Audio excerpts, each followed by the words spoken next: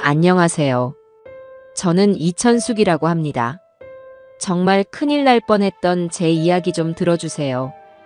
그날도 저는 동이특이 무섭게 일어나 좌판에 깔돗자리며 거스름돈 같은 것들을 챙기고 있었습니다.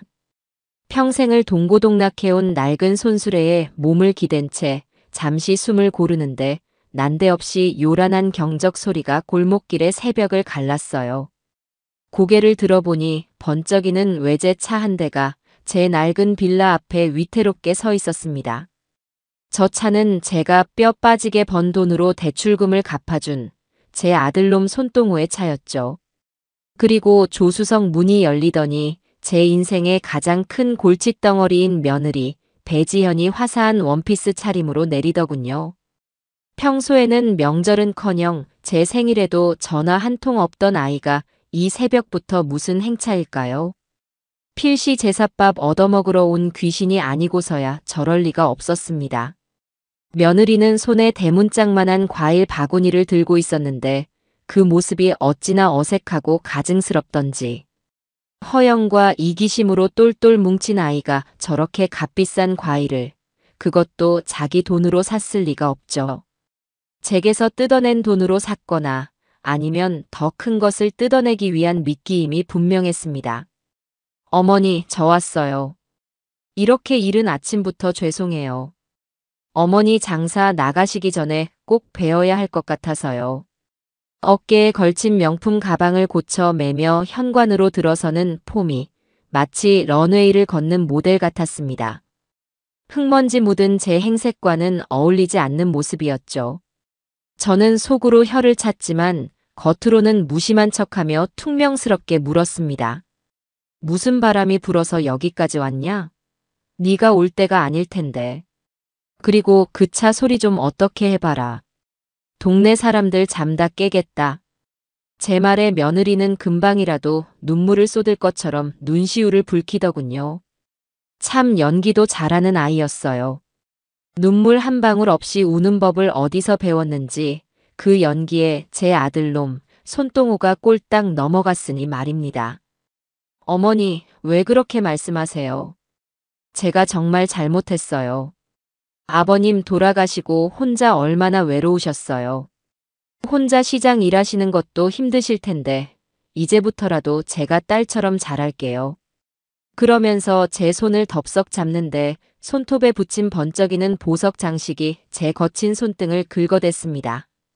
저는 그 차가운 감촉에 소름이 돋아 슬쩍 손을 빼내며 소파에 앉았어요. 아들놈은 운전석에서 꾸물거리다 마지못해 내려서는 제 아내의 연극의 장단이라도 맞추듯 어색한 미소를 지으며 제 옆에 멀찍이 앉았습니다. 저놈은 어릴 때부터 숫기가 없고 남 앞에 나서는 법이 없었어요. 그러니 저렇게 기가 드센 계집에게 잡혀 사는 거겠죠. 아비 없는 자식이라고 손가락질 받지 않게 하려고 제가 시장 바닥을 뒹굴며 악착같이 키웠는데 결국 저런 여자 하나 제대로 휘어잡지 못하는 반푼이가 되고 말았습니다. 그래서 용건이 뭐냐? 둘 다 바쁜 사람들인데 얼른 말하고 가거라. 나도 곧 장사하러 나가봐야 하니. 제 말에 며느리는 기다렸다는 듯 본론을 꺼냈습니다. 그 목소리는 꿀이라도 발라놓은 듯 달콤했어요. 어머니, 이번에 저희가 효도 여행 한번 보내드리려고요. 동호 씨랑 상의했는데 어머니 평생 고생만 하셨지 어디 좋은데 한번 못 가보셨잖아요. 자식된 도리로 너무 죄송해서 저희가 큰맘 먹고 준비했어요. 효도 여행이라. 참으로 기가 막히고 코가 막히는 소리였습니다. 결혼하고 10년이 넘도록 용돈 한 번 제대로 준 적 없는 것들이, 시아버지 제사상에 올린 과일 하나 사온 적 없는 것들이 갑자기 웬 효도 여행일까요? 지난번에 가게 자리가 좋은 게 나왔으니 목돈 좀 빌려달라고 하기에 거절했더니 몇 달간 연락도 없던 것들이었습니다. 저는 며느리의 얼굴을 빤히 쳐다봤습니다. 비싼 화장품으로 가려보려 애썼지만 그 속의 탐욕스러운 표정까지는 감추지 못하더군요. 됐다. 너희들끼리나 잘 다녀와라. 이 늙은이가 어딜 가겠다고. 시장 하루만 안 나가도 손해가 얼만데. 단골들 기다리는 건 어쩌고. 에이, 어머니. 돈은 이제 그만 버셔도 되잖아요. 그 돈 다 싸가지고 가실 것도 아니고. 시장 일은 하루 이틀 쉬셔도 아무도 뭐라고 안 해요. 저희가 다 알아서 할 테니 걱정 마시고 몸만 가시면 돼요. 정말 좋은 데로 예약해 놨어요. 공기 좋은 데 가서 며칠 푹 쉬고 오세요. 요새 힐링이 유행이잖아요. 옆에서 듣고 있던 아들놈도 마치 외운 대사를 으뜻 거들었습니다. 어머니, 지연이가 이번에 정말 많이 준비했어요. 인터넷으로 제일 좋은 곳만 골라서 예약까지 다 마쳤어요. 어머니 생각해서 그런 거니 이번 한 번만이라도 저희 성의를 봐서 같이 가주세요. 아들의 목소리는 자신이 없었고 눈은 저를 마주치지 못하고 바닥만 쳐다보고 있었습니다. 제 아들이지만 참으로 한심한 녀석이었죠. 지 어미 얼굴도 제대로 못 쳐다보는 놈이 가장 노릇은 어떻게 할까요? 저는 그때 확신했습니다. 이것들이 무언가 단단히 꾸미고 있다는 것을요.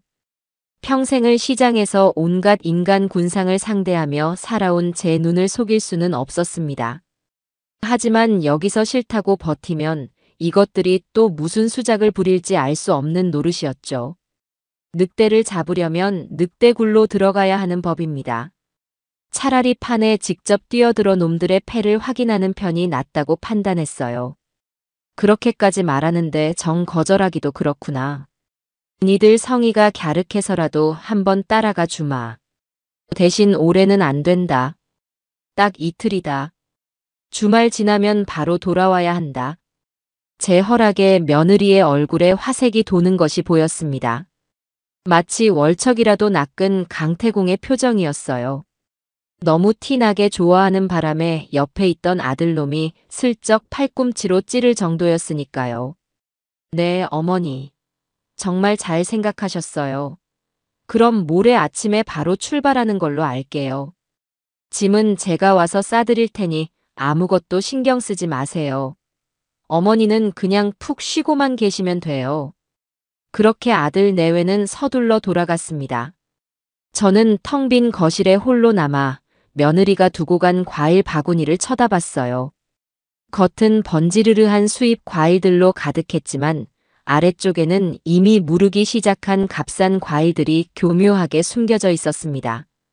꼭 제 며느리 같은 과일 바구니였죠. 저는 그 과일 바구니를 음식물 쓰레기통에 통째로 쳐넣었습니다.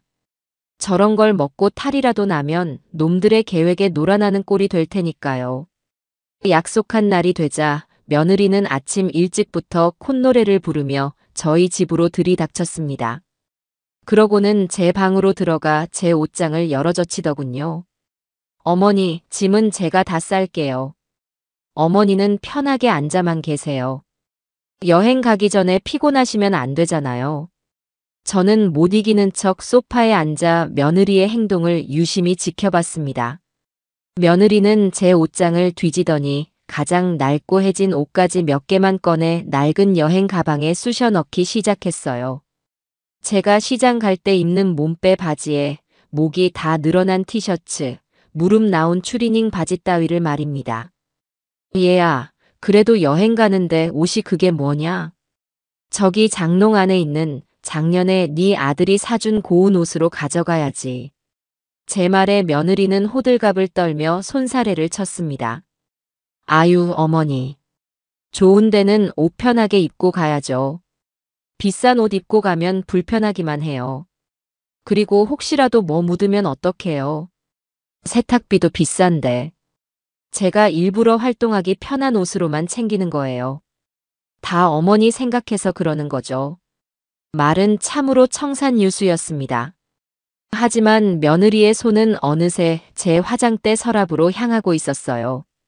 서랍 안에는 제가 평생 모은 돈으로 산 작은 비취 반지와 금목걸이, 그리고 통장과 도장이 들어있는 작은 손가 가방이 있었습니다. 며느리는 그 손가방을 슬쩍 들어보더니 이내 제자리에 다시 놓더군요. 그 눈빛은 마치 보석상의 감정사처럼 차갑고 계산적이었습니다. 어머니, 이런 귀중품은 그냥 집에 두고 가세요. 여행 가서 잃어버리면 큰일 나잖아요. 요즘 세상이 얼마나 험한데요. 소매치기라도 당하면 어쩌시려고요.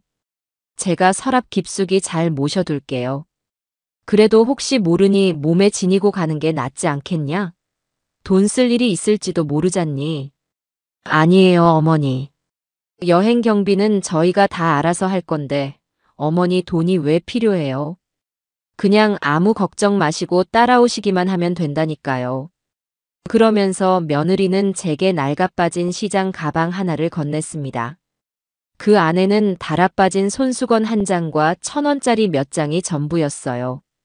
심지어 제 낡은 스마트폰 대신 전화랑 문자만 겨우 되는 구형 폴더폰 하나를 넣어두었더군요. 혹시라도 제가 인터넷으로 위치를 찾아내거나 도움을 요청할까봐 미리 손을 쓴 것이 틀림없었습니다. 이쯤 되니 모든 상황이 명확해졌습니다. 이것들은 저를 어디론가 멀리 데려가 버릴 작정이었습니다. 옷은 허름한 것으로 돈 한 푼 없이 신분을 증명할 그 어떤 것도 없이 말이에요. 아마도 저를 정신 나간 노인네로 만들어 이름 모를 요양원 같은 곳에 쳐넣을 계획이었겠죠. 그리고는 제 실종 신고를 하고 시간이 지나면 제 재산을 모두 가로챌 속셈이었을 겁니다. 제 집, 제 가게, 제 통장에 있는 돈까지 전부 다요. 분노로 온몸이 부들부들 떨렸지만 저는 애써 태어난 척했습니다. 여기서 밥상을 뒤엎고 소리를 질러봤자 저 힘센 며느리와 저를 말리기는커녕 제 어미를 외면할 아들놈을 당해낼 재간이 없었어요. 일단은 순순히 따라 나서는 척하며 기회를 엿봐야 했습니다.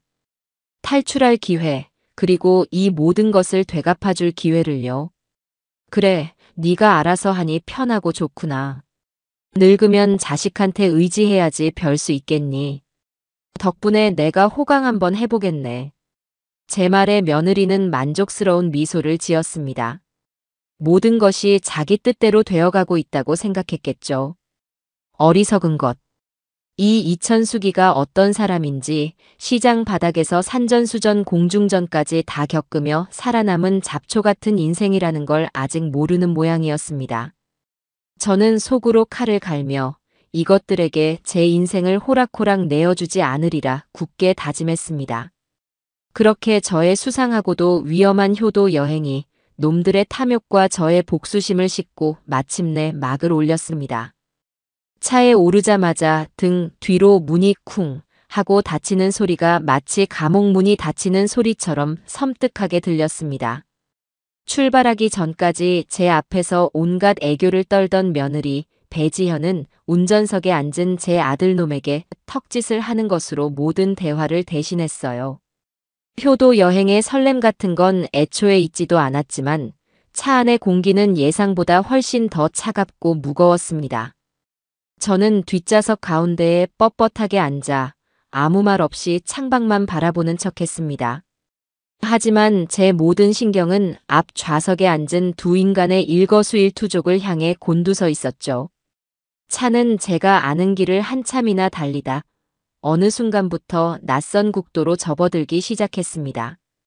넓고 곧게 뻗은 고속도로가 아니라 꼬불꼬불하고 왕복 2차선밖에 되지 않는 외진 길이었습니다. 주변 풍경도 화려한 관광지의 모습과는 거리가 멀었어요.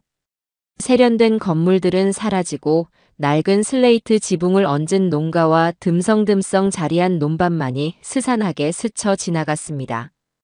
저는 일부러 순진한 노인네처럼 물었습니다. 얘야, 그런데 어디로 가는 길이냐? 길이 영 낯설구나. 꼭 어디로 팔려가는 기분이다. 제 농담 섞인 말에 아들놈의 어깨가 움찔하는 것을 백미러로 똑똑히 보았습니다. 며느리는 거울로 저를 한번 힐끗 쳐다보더니 신경질적인 목소리로 대꾸하더군요. 어머니는 뭘 그런 말씀을 하세요. 원래 좋은 데는 이렇게 숨어 있는 법이에요. 사람들 북적이는 데는 제대로 쉴 수도 없어요. 제가 일부러 조용하고 한적한 곳으로 예약했으니까 그냥 가만히 경치 구경이나 하세요. 그 말투에는 더 이상 질문하지 말라는 날카로운 경고가 담겨 있었습니다. 저는 입을 다물고 다시 창밖으로 시선을 돌렸어요. 차창에 비친 제 얼굴은 평생의 고단함이 그대로 새겨진 쪼글쪼글한 노인의 모습이었지만 그 두 눈만큼은 형형하게 빛나고 있었습니다. 그래, 배지현. 네가 얼마나 대단한 곳에 날 데려가는지 내 두 눈으로 똑똑히 확인해 주마. 1시간을 더 달렸을까요? 차가 멈춰 선 곳은 휴게소도 그렇다고 알려진 관광지도 아니었습니다. 잡초만 무성한 공터 옆에 자리한 간판마저 다 썩어 문드러진 만물상회라는 작은 가게 앞이었어요. 아들놈은 어머니, 잠시만요. 목이 말라서 물 좀 사올게요. 라며 허둥지둥 차에서 내렸습니다. 아마도 저와 단둘이 차에 남아있는 이 숨막히는 공기를 견딜 수 없었겠지요. 며느리는 그런 아들의 뒷모습을 보며 작게 혀를 차더니 핸드백에서 휴대폰을 꺼내 들었습니다. 제가 눈을 감고 조는 척하자 며느리는 주위를 한번 살피고는 낮은 목소리로 통화를 시작했습니다. 저는 숨소리조차 죽인 채 귀를 쫑긋 세웠어요. 아, 네, 원장님. 저예요. 지금 거의 다 도착해가요. 한 30분 정도만 더 가면 될 것 같아요. 네. 아니요. 아주 얌전하세요. 제가 아침에 미리 드린 약이 효과가 좋았나 봐요. 차 타자마자 주무시네요. 약이라니. 심장이 쿵 하고 내려앉았습니다. 어쩐지 아침에 며느리가 타준 쌍화탕 맛이 유난히 쓰더라니. 그 안에 수면제 같은 것을 몰래 타 넣었던 겁니다. 저를 몽롱한 상태로 만들어 반항할 기력조차 빼앗으려 했던 것이죠. 분노로 피가 거꾸로 솟는 것 같았지만 저는 계속해서 자는 척 연기를 이어갔습니다. 네. 서류는 다 챙겼고요. 그냥 무연고자로 처리하면 뒤탈 없는 거 확실하죠? 나중에라도 가족이 찾아오거나 그러면 곤란하잖아요. 추가금요? 아이, 무슨 추가금까지. 지난번에 다 이야기된 거 아니었나요? 알았어요. 일단 가서 뵐게요. 네, 이따 봬요. 통화가 끝나고 저는 모든 퍼즐 조각이 맞춰지는 것을 느꼈습니다. 원장님이라는 호칭, 무연고자라는 단어. 이것들은 저를 이름도 가족도 없는 늙은이로 만들어 요양원에 버리려는 것이었습니다. 그것도 그냥 요양원이 아니라 연고 없는 노인들을 상대로 나랏돈이나 타먹는 불법 시설이 틀림없었어요. 그러니 뒤탈이 없게 해주는 대가로 추가금까지 요구하는 것이겠죠. 물이 든 비닐봉지를 들고 온 아들이 차에 타자 며느리는 아무 일도 없었다는 듯 휴대폰을 가방에 집어넣었습니다. 아들이 제게 물병을 건네며 물었어요. 어머니, 주무세요? 아니다. 그냥 눈만 좀 감고 있었다. 그런데 아까 통화하지 않았냐? 누구 전화인데 그리 심각해? 저는 일부러 며느리를 똑바로 쳐다보며 물었습니다. 며느리의 얼굴이 순간 굳어지는가 싶더니 이내 아무렇지 않은 표정으로 거짓말을 둘러대더군요. 아, 그냥 회사 동료요. 급한 일이 좀 생겼다고 해서요. 어머니, 신경 쓰지 마세요. 회사 동료인데 원장님이라고 부르더냐? 제 기습적인 질문에 차 안의 공기가 얼어붙었습니다. 아들은 당황해서 어쩔 줄 몰라 했고 며느리는 잠시 말을 잇지 못하다가 이내 도끼 어린 눈으로 저를 쏘아보며 말했어요. 어머니, 뭘 잘못 들으셨나 봐요. 제가 언제요? 피곤해서 헛것을 들으셨나 보네. 자, 이거 받으세요. 어머니 좋아하시는 박하사탕이에요. 입이 심심하실까봐 사왔어요. 그러면서 제 손에 억지로 사탕 몇 알을 쥐어주었습니다. 더 이상 추궁해봤자 오리발만 내밀 것이 뻔했습니다. 이제 증거를 찾아야 했어요. 저들의 계획을 만천하에 드러낼 수 있는 명백한 증거 말입니다. 기회는 생각보다 빨리 찾아왔습니다. 차가 다시 출발하고 얼마 지나지 않아 이번에는 꽤 큰 규모의 주유소에 들렀습니다. 기름을 넣는 동안 며느리가 어머니, 저 화장실 좀 다녀올게요. 라며 차에서 내렸어요. 아들놈은 주유소 직원이랑 기름값 계산 문제로 이야기를 나누고 있었고요. 저는 바로 그 찰나의 순간을 놓치지 않았습니다. 며느리가 앞 좌석에 두고 내린 명품 핸드백으로 조용히 손을 뻗었어요. 심장이 미친 듯이 뛰었지만 손은 침착하게 움직였습니다. 가방 안에는 비싼 화장품과 지갑 따위가 들어있었고 그 아래쪽에서 손에 잡히는 것이 있었습니다. 얇은 종이 뭉치였죠. 저는 그것을 재빨리 꺼내 제 몸빼 바지 주머니 깊숙이 숨겼습니다. 바로 그때 아들놈이 계산을 마치고 운전석으로 돌아왔어요. 조금만 늦었더라면 모든 것이 들통날 뻔한 아찔한 순간이었습니다. 며느리가 돌아오고 차는 다시 목적지를 향해 달리기 시작했습니다. 저는 주머니 속 종이 뭉치를 몰래 만지작거리며 이것이 과연 무엇일지 가늠해 보았습니다. 제발 제 예상이 맞아야만 했습니다. 한참을 더 달려 차는 마침내 길고 긴 비포장도로 끝에 있는 낡은 철문 앞에 멈춰 섰습니다. 철문 위에는 효심요양원이라는 글씨가 녹슨 채 간신히 붙어 있었어요. 효심이라니 세상에 이렇게 지독한 농담도 없을 겁니다. 주변은 온통 산으로 둘러싸여 있었고 인가라고는 찾아볼 수 없는 완벽한 고립지대였습니다.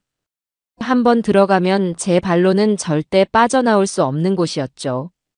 철문이 열리고 원장이라는 자가 마중을 나왔습니다. 비쩍 마른 체구에 탐욕스러운 눈빛을 한 사내였어요. 며느리는 그에게 다가가 귓속말을 주고받더니 저를 돌아보며 상냥하게 말했습니다.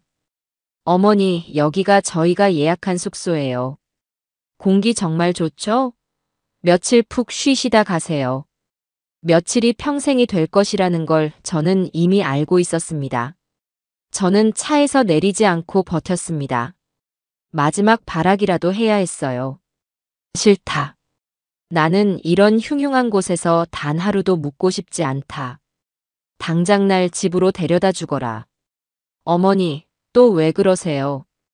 여기까지 와서. 일단 들어가서 구경이라도 해보세요. 정말 좋은 곳이라니까요. 필요 없다.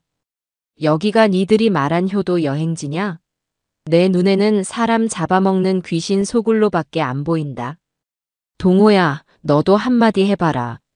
정말 네 어미를 이런 곳에 버리고 갈 셈이냐? 제가 아들의 이름을 부르며 애원했지만 아들은 끝내 제 눈을 마주치지 못하고 고개를 떨구었습니다. 그 모습에 저는 마지막 남은 희망마저 버렸습니다. 며느리가 원장과 눈짓을 주고받더니 차 문을 열고 제 팔을 거칠게 잡아 끌기 시작했어요. 어머니, 고집 그만 부리고 내리세요. 다 어머니 좋으라고 하는 일이잖아요. 저는 필사적으로 버텼습니다. 제 몸은 늙고 쇠약했지만 정신력만큼은 그 어느 때보다도 또렷했습니다. 바로 그때였어요. 제 주머니 속에 있던 종이 뭉치가 떠오른 것은 저는 일부러 몸부림을 치는 척하며 주머니에서 그것을 꺼내 바람에 날려버렸습니다. 종이 몇 장이 팔랑거리며 바닥에 흩뿌려졌어요. 어머, 저게 뭐야? 며느리가 소리치며 종이를 주우러 달려갔고 그 바람에 제 팔을 놓치고 말았습니다. 저는 그 틈을 타 아들이 앉아있는 운전석 문을 열고 소리쳤습니다. 손동호, 너 지금 여기서 차 안 돌리면 나랑 너랑 여기서 끝이다. 내가 평생 너를 어떻게 키웠는데 네가 어미한테 이럴 수 있어. 제 절규에 아들의 얼굴이 하얗게 질렸습니다. 원장이라는 작자가 저를 잡으러 다가오고 있었고 며느리는 흩어진 종이를 허둥지둥 줍고 있었어요. 바닥에 떨어진 종이에는 보호자 동의서와 재산 포기 각서라는 글자가 선명하게 보였습니다. 모든 증거가 드러난 순간이었죠. 어머니, 일단 진정하시고. 아들이 저를 말리려 했지만 저는 조금도 물러서지 않았습니다. 시끄럽다. 3초 센다. 셋, 둘. 제가 하나를 외치려는 순간 아들놈이 마침내 공포에 질린 얼굴로 운전대의 기어를 바꾸었습니다. 차는 급하게 후진하기 시작했고 당황한 원장과 며느리를 뒤로 한 채 미친 듯이 그곳을 빠져나왔습니다. 며느리가 무언가 소리치며 차를 쫓아왔지만 차는 이미 멀어지고 있었어요. 저는 백미러를 통해 점점 작아지는 효심 요양원의 모습을 보며 안도의 한숨 대신 차가운 분노를 삼켰습니다. 전쟁은 아직 끝나지 않았습니다. 이것은 단지 시작에 불과했으니까요. 아들놈은 겁에 질린 채 묵묵히 운전만 했습니다. 우리는 방금 전에 그 지옥 같은 요양원을 빠져나와 다시 낯선 국도를 달리고 있었어요. 차 안에는 숨막히는 침묵만이 흘렀습니다. 저는 아들의 나약함과 어리석음에 치가 떨렸지만 지금은 그를 몰아세울 때가 아니었습니다. 일단 이 위험한 상황에서 완전히 벗어나는 것이 우선이었죠. 며느리 배지현에게서 쉴 새 없이 전화가 걸려왔지만 아들은 휴대폰 전원을 아예 꺼버렸습니다. 한참을 달리다 보니 저 멀리 고속도로 표지판이 보이기 시작했습니다. 이제 곧 익숙한 길로 접어들 수 있다는 생각에 잠시 안도하는 순간이었어요. 하지만 아들놈은 고속도로 진입로 앞에서 차를 세우고는 마침내 입을 열었습니다.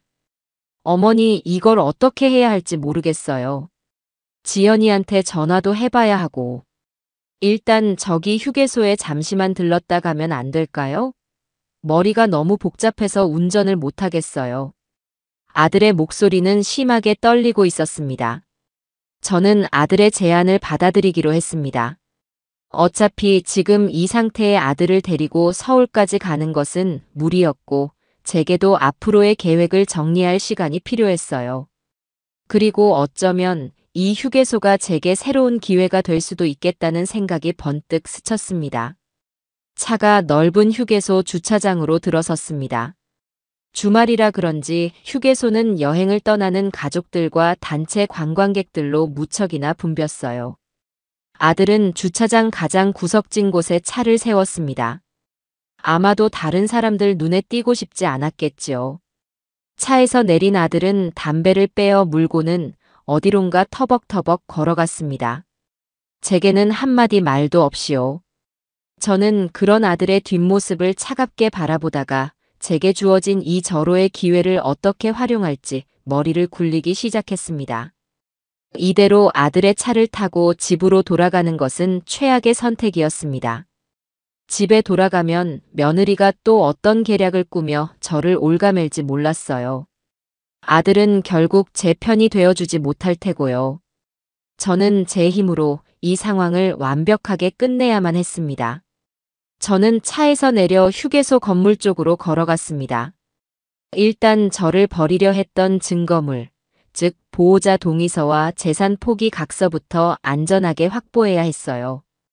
휴게소 화장실에 들어가 아무도 없는 칸에 자리를 잡고 앉았습니다. 그리고 주머니에서 구겨진 서류들을 꺼내 꼼꼼히 읽어 내려갔습니다. 서류의 내용은 상상 이상으로 악랄했습니다. 제 이름 옆에는 인지 능력이 현저히 저하되어 정상적인 판단이 불가함이라고 적혀 있었고 제 모든 재산을 아들 손동호에게 양도한다는 내용 아래에는 제 도장이 희미하게 찍혀 있었습니다. 아마도 며느리가 예전에 다른 서류에 필요하다며 받아갔던 인감 도장을 몰래 사용한 것이 틀림없었어요. 저는 분노로 떨리는 손을 진정시키며 서류들을 곱게 접어 속옷 깊숙이 숨겼습니다. 이것은 단순한 종이 쪼가리가 아니었습니다. 제 아들과 며느리의 죄를 증명할 가장 강력한 무기였죠. 화장실에서 나온 저는 휴게소 건물 안을 천천히 둘러보았습니다. 그러다 제 눈에 들어온 것이 있었어요. 바로 현금 인출기였습니다. 저는 잠시 망설이다가 인출기 앞으로 다가갔습니다. 다행히 시장에서 장사하며 항상 지니고 다니던 제 비상금 카드가 낡은 지갑 안에 들어 있었어요. 며느리가 제 손가방을 집에 두고 가게 했지만 이 낡은 지갑 속에 숨겨진 카드까지는 미처 발견하지 못했던 겁니다. 저는 혹시 모를 상황에 대비해 현금 50만 원을 인출했습니다. 이제 저에게는 무기와 실탄이 모두 준비된 셈이었죠. 이제 탈출을 실행에 옮길 시간이었습니다. 저는 휴게소 밖으로 나와 주차장에 늘어선 버스들을 훑어보기 시작했습니다. 제 희망은 단 하나, 서울로 가는 버스를 찾는 것이었습니다. 그때 제 눈에 익숙한 글씨가 들어왔습니다. 서울행이라는 팻말을 앞 유리에 붙인 관광버스 한 대가 막 사람들을 태우고 있었어요. 등산복 차림의 아주머니, 아저씨들이 웃고 떠들며 버스에 오르고 있었습니다. 저는 직감했습니다. 저 버스가 저를 이 지옥에서 구출해줄 동아줄이라는 것을요. 저는 최대한 자연스럽게 등산객들 무리에 섞여들었습니다. 제 몸빼 바지와 낡은 티셔츠 차림은 화려한 등산복들 사이에서 눈에 띄지 않았어요. 오히려 너무 초라해서 아무도 신경 쓰지 않는다는 편이 맞을 겁니다. 버스 기사님은 입구에서 인원수를 대충 확인하고 있었고, 저는 다른 아주머니의 등 뒤에 바짝 붙어 조용히 버스에 올라탔습니다. 심장이 터질 것처럼 뛰었지만 얼굴은 최대한 평온한 표정을 유지했어요. 버스 안은 이미 많은 사람들로 차 있었습니다. 저는 사람들의 시선을 피해 가장 뒷자리로 향했습니다. 다행히 창가 쪽으로 빈자리 하나가 남아 있었어요. 저는 그 자리에 깊숙이 몸을 묻고 창밖으로 고개를 돌렸습니다. 혹시라도 아들놈이 저를 발견할까봐 조마조마했어요. 버스는 금방이라도 떠날 것처럼 시동을 걸고 있었지만 어째서인지 출발할 기미를 보이지 않았습니다. 1분 1초가 지옥처럼 느껴졌습니다. 바로 그때였어요. 저 멀리서 아들놈이 저를 찾아 두리번거리며 휴게소 건물을 빠져나오는 모습이 보였습니다. 심장이 쿵 하고 내려앉았어요. 아들의 시선이 점점 이쪽으로 향하고 있었습니다. 저는 저도 모르게 의자 아래로 몸을 잔뜩 웅크렸습니다. 제발, 제발 나를 보지 마라. 속으로 수없이 되뇌었습니다. 아들은 버스 쪽을 한번 쓱 쳐다보더니 이내 반대쪽 주차장으로 고개를 돌렸습니다. 아마 제가 화장실에 갔거나 휴게소 식당에 들어갔을 거라고 생각한 모양이에요. 아들이 시야에서 사라지고 나서야 버스의 문이 치익 소리를 내며 닫혔습니다. 이윽고 육중한 엔진 소리와 함께 버스가 서서히 움직이기 시작했어요. 저는 창문에 바짝 붙어 주차장을 지켜봤습니다. 저 멀리 제가 타고 왔던 아들의 외제차가 보였고 그 옆에서 안절부절 못하며 서성이는 아들의 모습도 보였습니다. 조금 더 시선을 돌리니 휴게소 입구 쪽으로 택시 한 대가 멈춰 서고 거기서 며느리 배지연이 도끼 오른 얼굴로 내리는 모습까지 눈에 들어왔습니다. 아마 요양원에서 택시를 잡아 타고 여기까지 쫓아온 것이겠죠. 버스가 주차장을 완전히 빠져나와 고속도로에 진입하는 순간 저는 그 두 인간의 모습을 마지막으로 눈에 담았습니다. 저를 찾아 헤매는 아들과 그런 아들에게 무언가 삿대질을 하며 악을 쓰는 며느리의 모습. 그들은 곧 작은 점이 되어 시야에서 사라졌습니다. 저는 그때까지 참고 있던 숨을 한꺼번에 몰아쉬었습니다. 눈물이 핑 돌았지만 울지 않았어요. 대신 차가운 미소가 입가에 번졌습니다. 배지현, 손동호.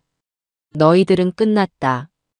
버스는 저의 복수심을 가득 싣고 서울을 향해 힘차게 달리기 시작했습니다.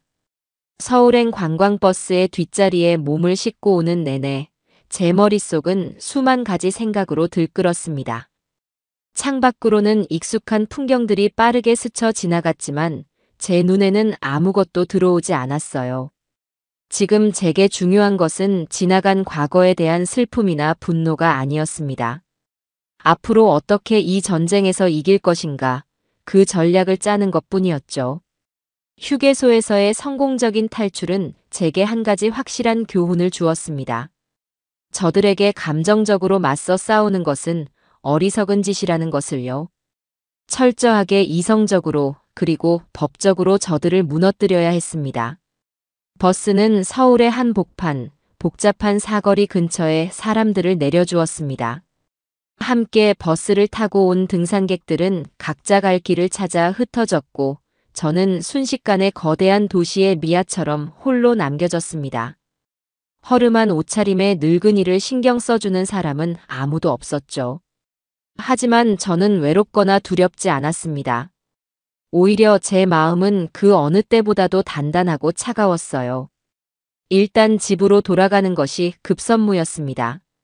며느리가 제 집 비밀번호를 알고 있었기에 그들이 저보다 먼저 집에 도착해 또 무슨 짓을 벌일지 몰랐으니까요. 저는 지하철역으로 향했습니다. 주머니 속에는 휴게소에서 인출한 빳빳한 현금 50만 원이 들어 있었습니다. 이 돈이 제 반격의 첫 번째 종잣돈이 될 것이었습니다. 오랜만에 타보는 지하철은 무척이나 낯설었지만 시장 바닥에서 다져진 생존 감각으로 노선도를 확인하고 무사히 저희 동네 근처 역에 도착할 수 있었습니다. 역에서 내려 집으로 향하는 길은 멀고도 험하게 느껴졌습니다. 제 마음이 그만큼 급했다는 뜻이겠지요. 마침내 저 멀리 익숙한 빌라 건물이 눈에 들어왔을 때 저는 저도 모르게 걸음을 멈추고 숨을 골랐습니다. 다행히 빌라 주차장에는 아들놈의 차가 보이지 않았어요. 아직 도착하지 않은 모양입니다. 저는 서둘러 건물 안으로 들어가 떨리는 손으로 현관문 비밀번호를 눌렀습니다. 문이 열리고 집 안으로 들어서는 순간 저는 안도감보다 더 큰 결심을 굳혔습니다. 이 집은 제 평생의 피와 땀이 깃든 곳입니다. 그 누구에게도 심지어 제 자식에게조차 빼앗길 수 없는 저의 성전이었죠. 저는 집에 들어서자마자 가장 먼저 현관문 디지털 도어록의 비밀번호부터 변경했습니다. 며느리가 아는 이전 번호는 제 생일이었지만 새로 바꾼 번호는 돌아가신 제 남편의 기일이었습니다. 이제 그 누구도 제 허락 없이는 이 집에 발을 들릴 수 없을 겁니다. 다음으로 제가 한 일은 안방 장롱 깊숙한 곳에 숨겨두었던 제 진짜 재산 목록을 확인하는 것이었습니다. 각종 예금 통장들과 가계 계약서, 그리고 이 집의 등기권리증까지. 다행히 모든 것이 그대로 있었습니다. 며느리가 미처 이곳까지는 찾아내지 못한 모양이에요. 저는 그 서류 뭉치들을 보자기에 싸서 가장 안전한 곳, 김치 냉장고 맨 아래쪽 김치통 밑에 숨겼습니다. 모든 준비를 마친 저는 비로소 숨을 돌리며 거실 소파에 주저앉았습니다.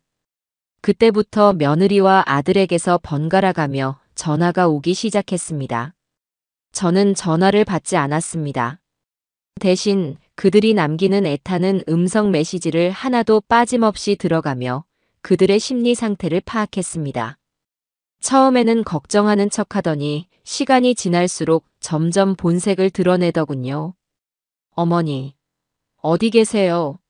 저희가 잘못했어요. 제발 전화 좀 받으세요. 어머니, 지금 장난하세요? 이러시면 저희도 정말 화나요. 좋게 말할 때 어디 계신지 말씀하세요. 저는 그들의 목소리를 들으며 차갑게 웃었습니다.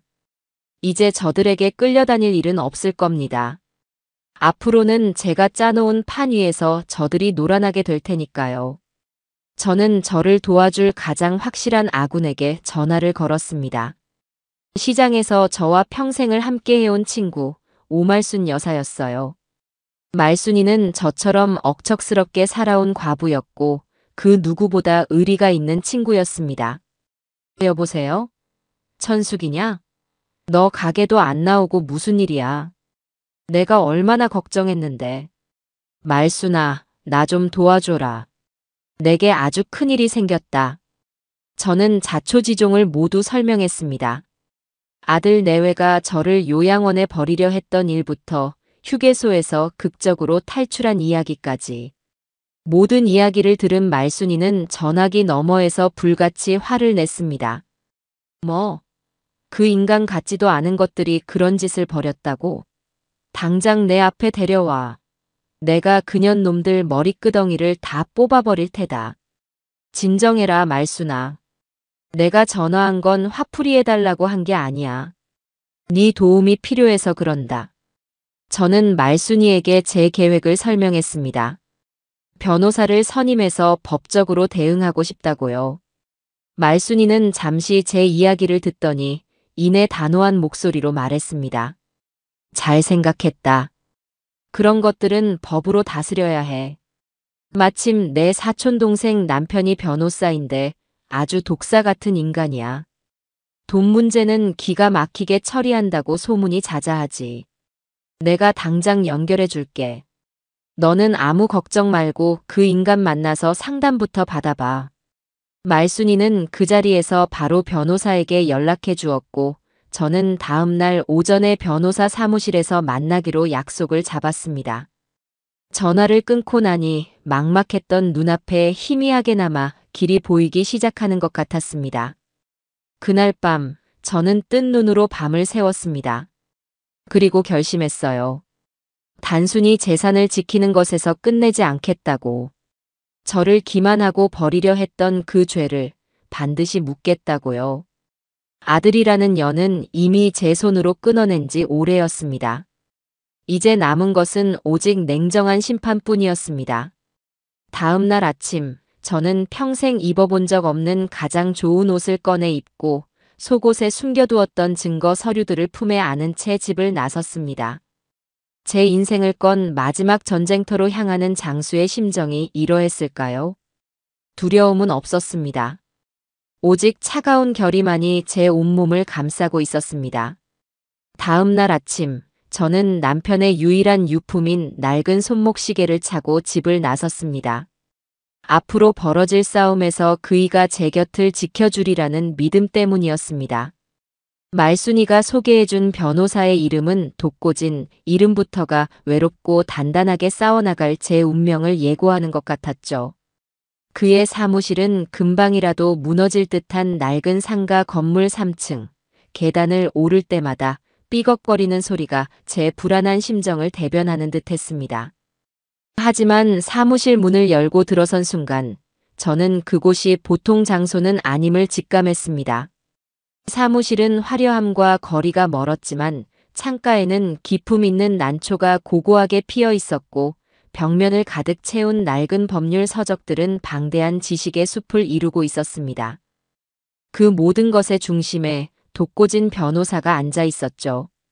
그는 돋보기 안경 너머의 날카로운 눈으로 저를 훑어보았지만 그 눈빛에는 경멸이나 동정이 아닌 오직 상대를 꿰뚫어 보려는 예리함만이 담겨 있었습니다.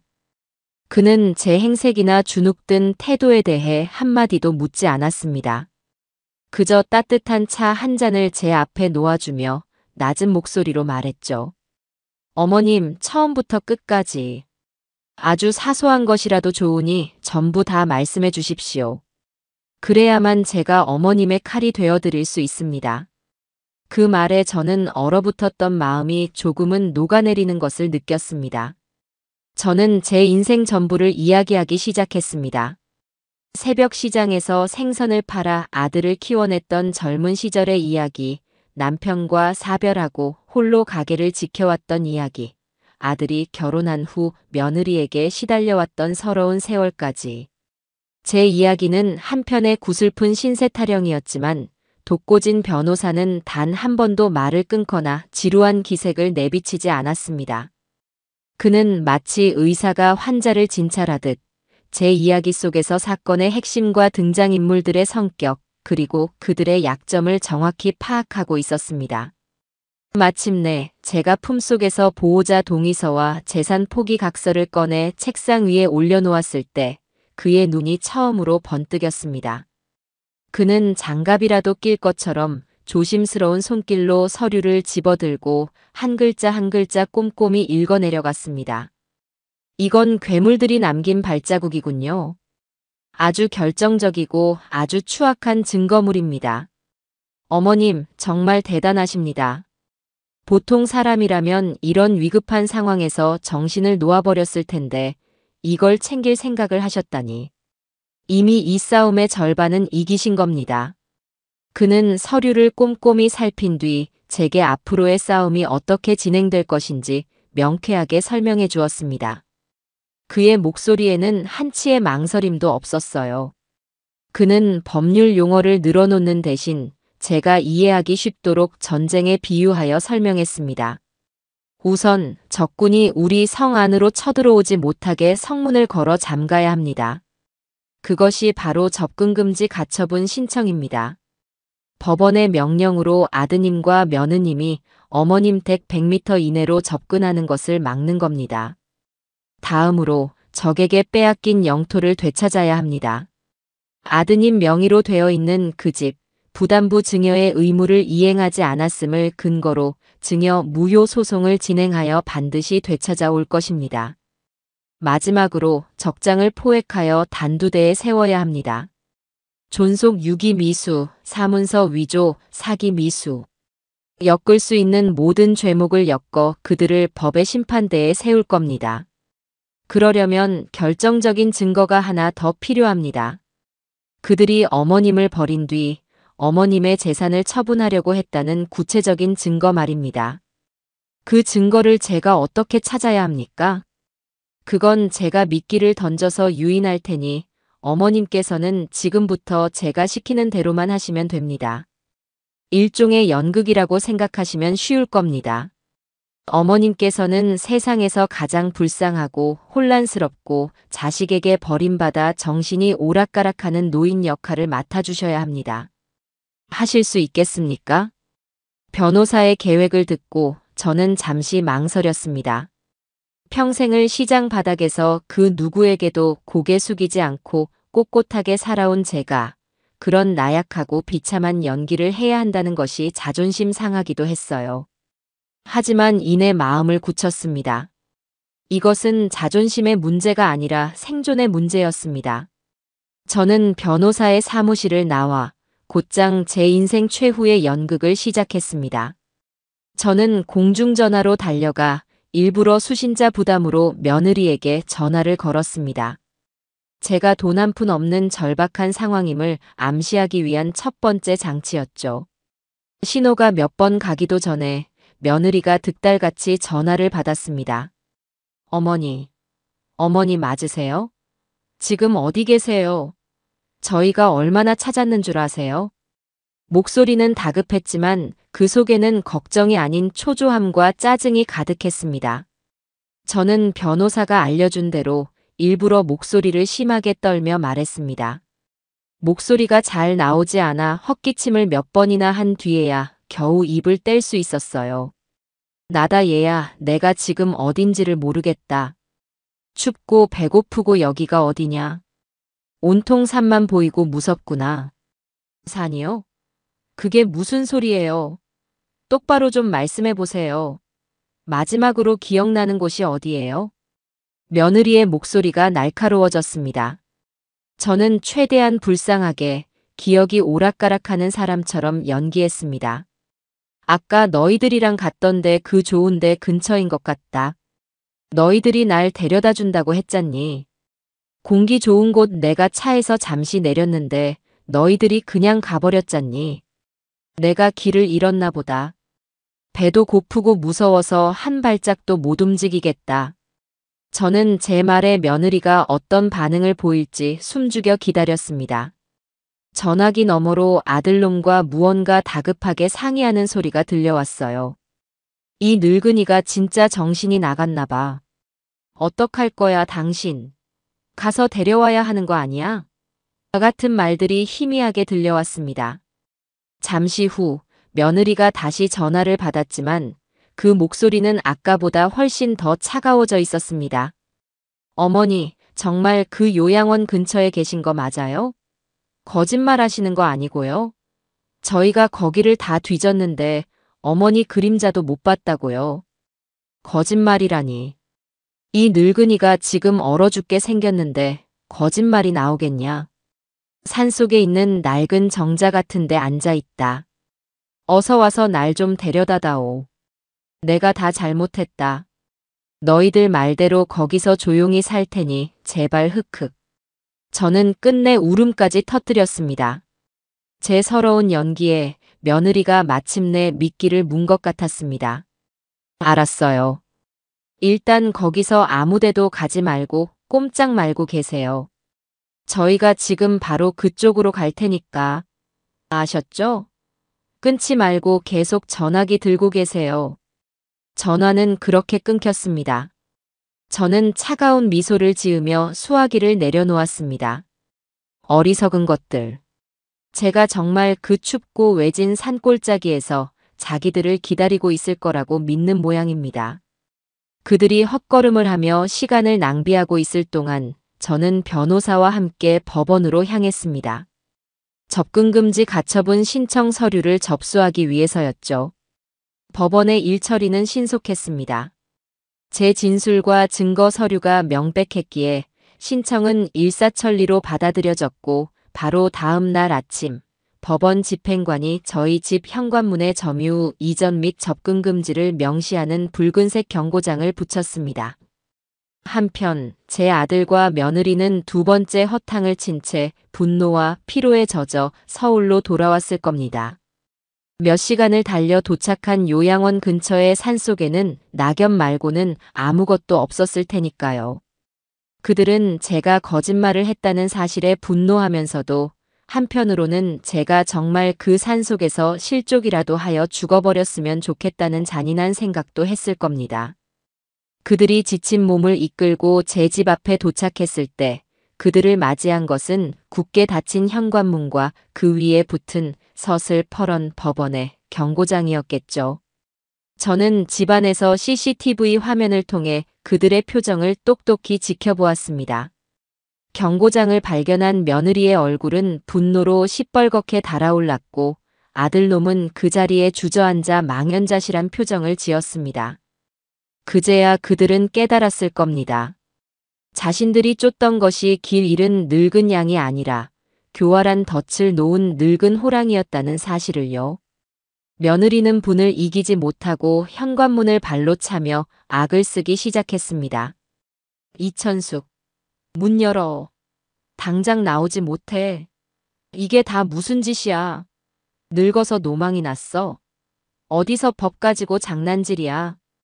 저는 인터폰을 통해 나지막이 하지만 얼음장처럼 차가운 목소리로 대답했습니다.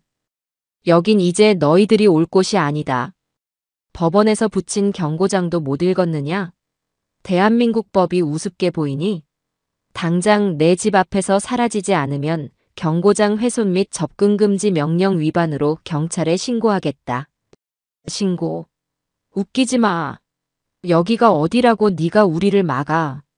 동호 씨, 이 집 당신 명의로 되어 있는 거 맞지? 우리 집이라고.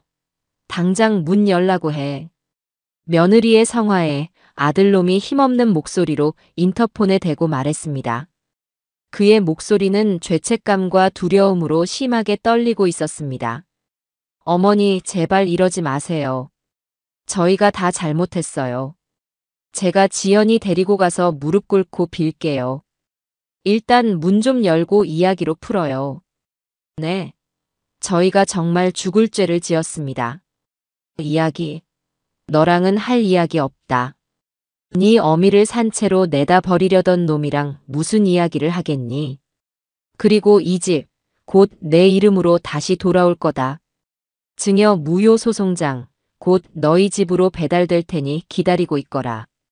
그러니 네 집이라는 착각은 버리는 게 좋을 게다. 제 단호한 말에 며느리는 잠시 할 말을 잃은 듯 했습니다. 하지만 이내 다시 독을 품고 마지막 발악처럼 소리쳤죠. 두고 봐. 이 늙은 여우 같은 게. 우리가 이대로 물러날 줄 알아? 그 집이 어떤 돈으로 산 집인데. 당신 재산 우리가 법적으로라도 기필코 다 찾아오고 말 테니까. 그 말을 끝으로 그들은 마침내 돌아갔습니다. 저는 쿵쾅거리는 심장을 진정시키며 소파에 깊숙이 몸을 묻었습니다. 이제 덫은 놓였습니다. 도간에 든 쥐가 된 굶주린 짐승들은 곧 제가 던져놓은 두 번째 미끼를 물기 위해 다시 나타날 것이고 저는 그때를 기다려 그들의 숨통을 완전히 끊어놓을 것이었습니다. 접근금지 명령이 내려진 후 며칠간은 폭풍 전야처럼 고요했습니다. 아들 내외에게서는 더 이상 전화도 문자도 오지 않았어요. 그들은 아마 변호사를 알아보거나 앞으로 닥쳐올 소송에 대해 대책을 강구하느라 분주하겠지요. 하지만 저는 알고 있었습니다. 이것은 그들이 포기했다는 신호가 아니라 물밑에서 또 다른 작당을 꾸미고 있다는 증거라는 것을요. 독고진 변호사의 말에 따르면 그들은 이제 유일하게 손에 쥘 수 있는 재산인 아들 명의의 집을 어떻게든 처분해서 현금화하려고 발버둥 칠 것이 분명했습니다. 소송에서 지게 되면 그마저도 잃게 될 테니 그 전에 서둘러 팔아치우려 할 것이라는 계산이었죠. 며느님 같은 부류의 사람들은 절대 빈손으로 물러나지 않습니다. 수중에 돈이 떨어지고 법적으로 코너에 몰리면 무슨 짓이든 할 겁니다. 아마 지금쯤 불법적인 방법을 동원해서라도 집을 팔아치우려고 수소문하고 있을 겁니다. 우리가 먼저 선수를 쳐서 그들의 범죄 현장을 덮쳐야 합니다. 변호사의 계획은 대담하고 치밀했습니다. 바로 제 오랜 친구이자 이 동네 부동산 시장을 손바닥 보듯 꿰고 있는 오말순 여사를 이용하는 것이었죠. 저는 곧장 말순이에게 연락해 도움을 청했습니다. 제 기구한 사연을 모두 알고 있는 말순이는 마치 자기 일처럼 분노하며 두말 없이 제 제안을 받아들였습니다. 그날 저녁 말순이는 돼지머리 편육과 막걸리 한 통을 사들고 저희 집으로 찾아왔습니다. 천수가 이게 다 무슨 일이냐? 내가 그 싹수 없는 것을 처음 봤을 때부터 알아봤다. 너같이 착하고 순에 빠진 시어머니를 만난 걸 복으로 알아야지 감히 내 재산을 넘봐. 내가 아주 그년 낯짝에 소금을 뿌려줄 테다. 말순아, 화내는 건 고맙지만 지금은 머리를 써야 할 때다. 네 도움이 절실히 필요해. 우리는 막걸리 잔을 기울이며 밤늦도록 작전을 세웠습니다. 말순이가 급하게 집을 구하는 재미교포 졸부의 대리인 행세를 하며 며느리에게 접근하는 것이었습니다. 시세보다 조금 싸더라도 집주인의 복잡한 사정 따위는 묻지도 따지지도 않고 현금으로 즉시 거래하겠다는 파격적인 조건을 미끼로 던지는 것이었죠. 재산이 묶여 초조해진 며느리라면 이 달콤한 유혹을 절대로 뿌리치지 못할 것이라는 게 변호사의 판단이었습니다. 말순이는 시장에서 다져진 연기력의 대가였습니다. 우리는 밤새도록 그녀의 새로운 캐릭터에 대해 의논했습니다. 이름은 미세스 왕으로 하고 교포 특유의 어색한 말투와 거만한 태도를 연습했죠. 말순이는 옷장 깊숙한 곳에 처박아 두었던 호피 무늬 코트와 보라색 선글라스까지 꺼내와 제 앞에서 미세스 왕 연기를 선보였습니다. 그 모습이 어찌나 우스꽝스러우면서도 그럴듯하던지 저는 오랜만에 소리내어 웃을 수 있었습니다. 다음 날 말순이는 작전에 돌입했습니다. 그녀는 먼저 며느리가 집을 내놓은 동네에 가장 허름하고 신뢰가 가지 않는 부동산을 찾아갔습니다. 그리고는 미세스 왕의 대리인 행세를 하며 일부러 돈 자랑을 늘어놓았죠. 우리 사모님께서 달러를 싸들고 오셨는데 마땅한 투자처가 없어서 고민이시네. 이 동네에 나온 급매물 중에 좀 복잡한 사정이 있어도 싸게만 나오면 바로 현금으로 사실 의향이 있으시대. 이 말을 들은 부동산 중개인의 귀가 솔깃해진 것은 당연한 일이었습니다. 그는 수수료 대박의 기회를 놓칠세라 당장 며느리에게 연락해 엄청난 부자가 나타났다고 바람을 넣었습니다. 모든 것이 계획대로 착착 진행되고 있었습니다. 며칠 후 말순이가 상기된 얼굴로 제게 전화를 걸어왔습니다. 천수가 그년이 미끼를 덥석 물었다. 내가 교포 대리인인 척 아주 거만하게 굴면서 연락했더니 당장 만나자고 난리도 아니야. 목소리에 욕심이 아주 덕지덕지 묻어있더구나. 그래. 그래서 약속은 잡았지. 내일 오후 2시 우리 가게 옆 찻집에서 보기로 했다. 내가 일부러 좀 허름한 데로 잡았어. 그래야 우리 미세스 왕 사모님의 재력이 더 돋보일 테니까. 변호사님께는 이미 말씀드렸으니 사람을 보내서 녹음 장치 같은 걸 설치해 주실 게다. 너는 그냥 집에서 편안하게 기다리고만 있어. 내가 아주 그년 속을 다 뒤집어 놓고 올 테니. 다음 날 저는 약속 시간이 다가오자 초조한 마음으로 집안을 서성였습니다. 모든 것이 이 한 번의 만남에 달려 있었습니다.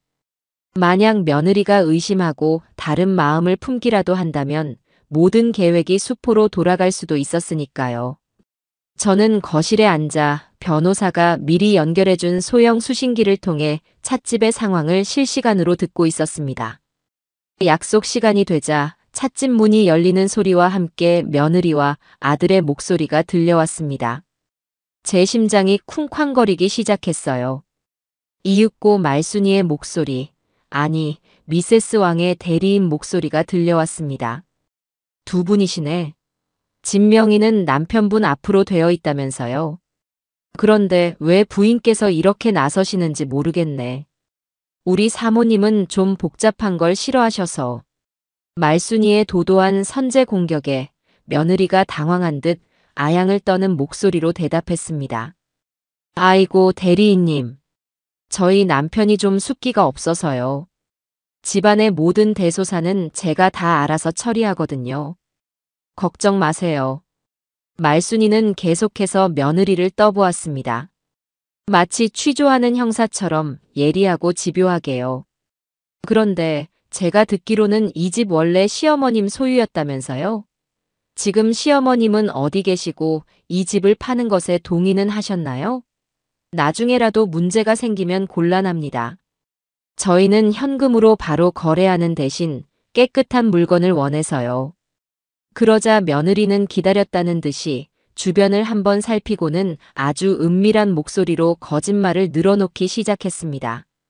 수신기 너머로 들려오는 그 목소리가 너무나도 생생해서 저는 소름이 돋을 지경이었습니다. 대리인님, 솔직히 말씀드릴게요. 저희 어머님은 지금 편찮으셔서 지방에 있는 좋은 요양원에 내려가 계세요. 치매가 좀 있으셔서 거동이 불편하시기도 하고 사람도 잘 못 알아보세요. 그래서 집 문제는 전적으로 저희한테 다 맡기셨어요. 위임장 같은 서류는 걱정 마세요. 제가 다 알아서 준비할 수 있으니까요. 기가 막힐 노릇이었습니다. 저를 정신병자로 몰아 요양원에 버리려던 것도 모자라 이제는 아예 없는 치매까지 만들어내고 있었습니다. 말순이는 여기서 멈추지 않고 쐐기를 박았습니다. 그래도 명예 이전하려면 어머님 인감증명서가 필요할 텐데요. 그건 어떻게 하시고요?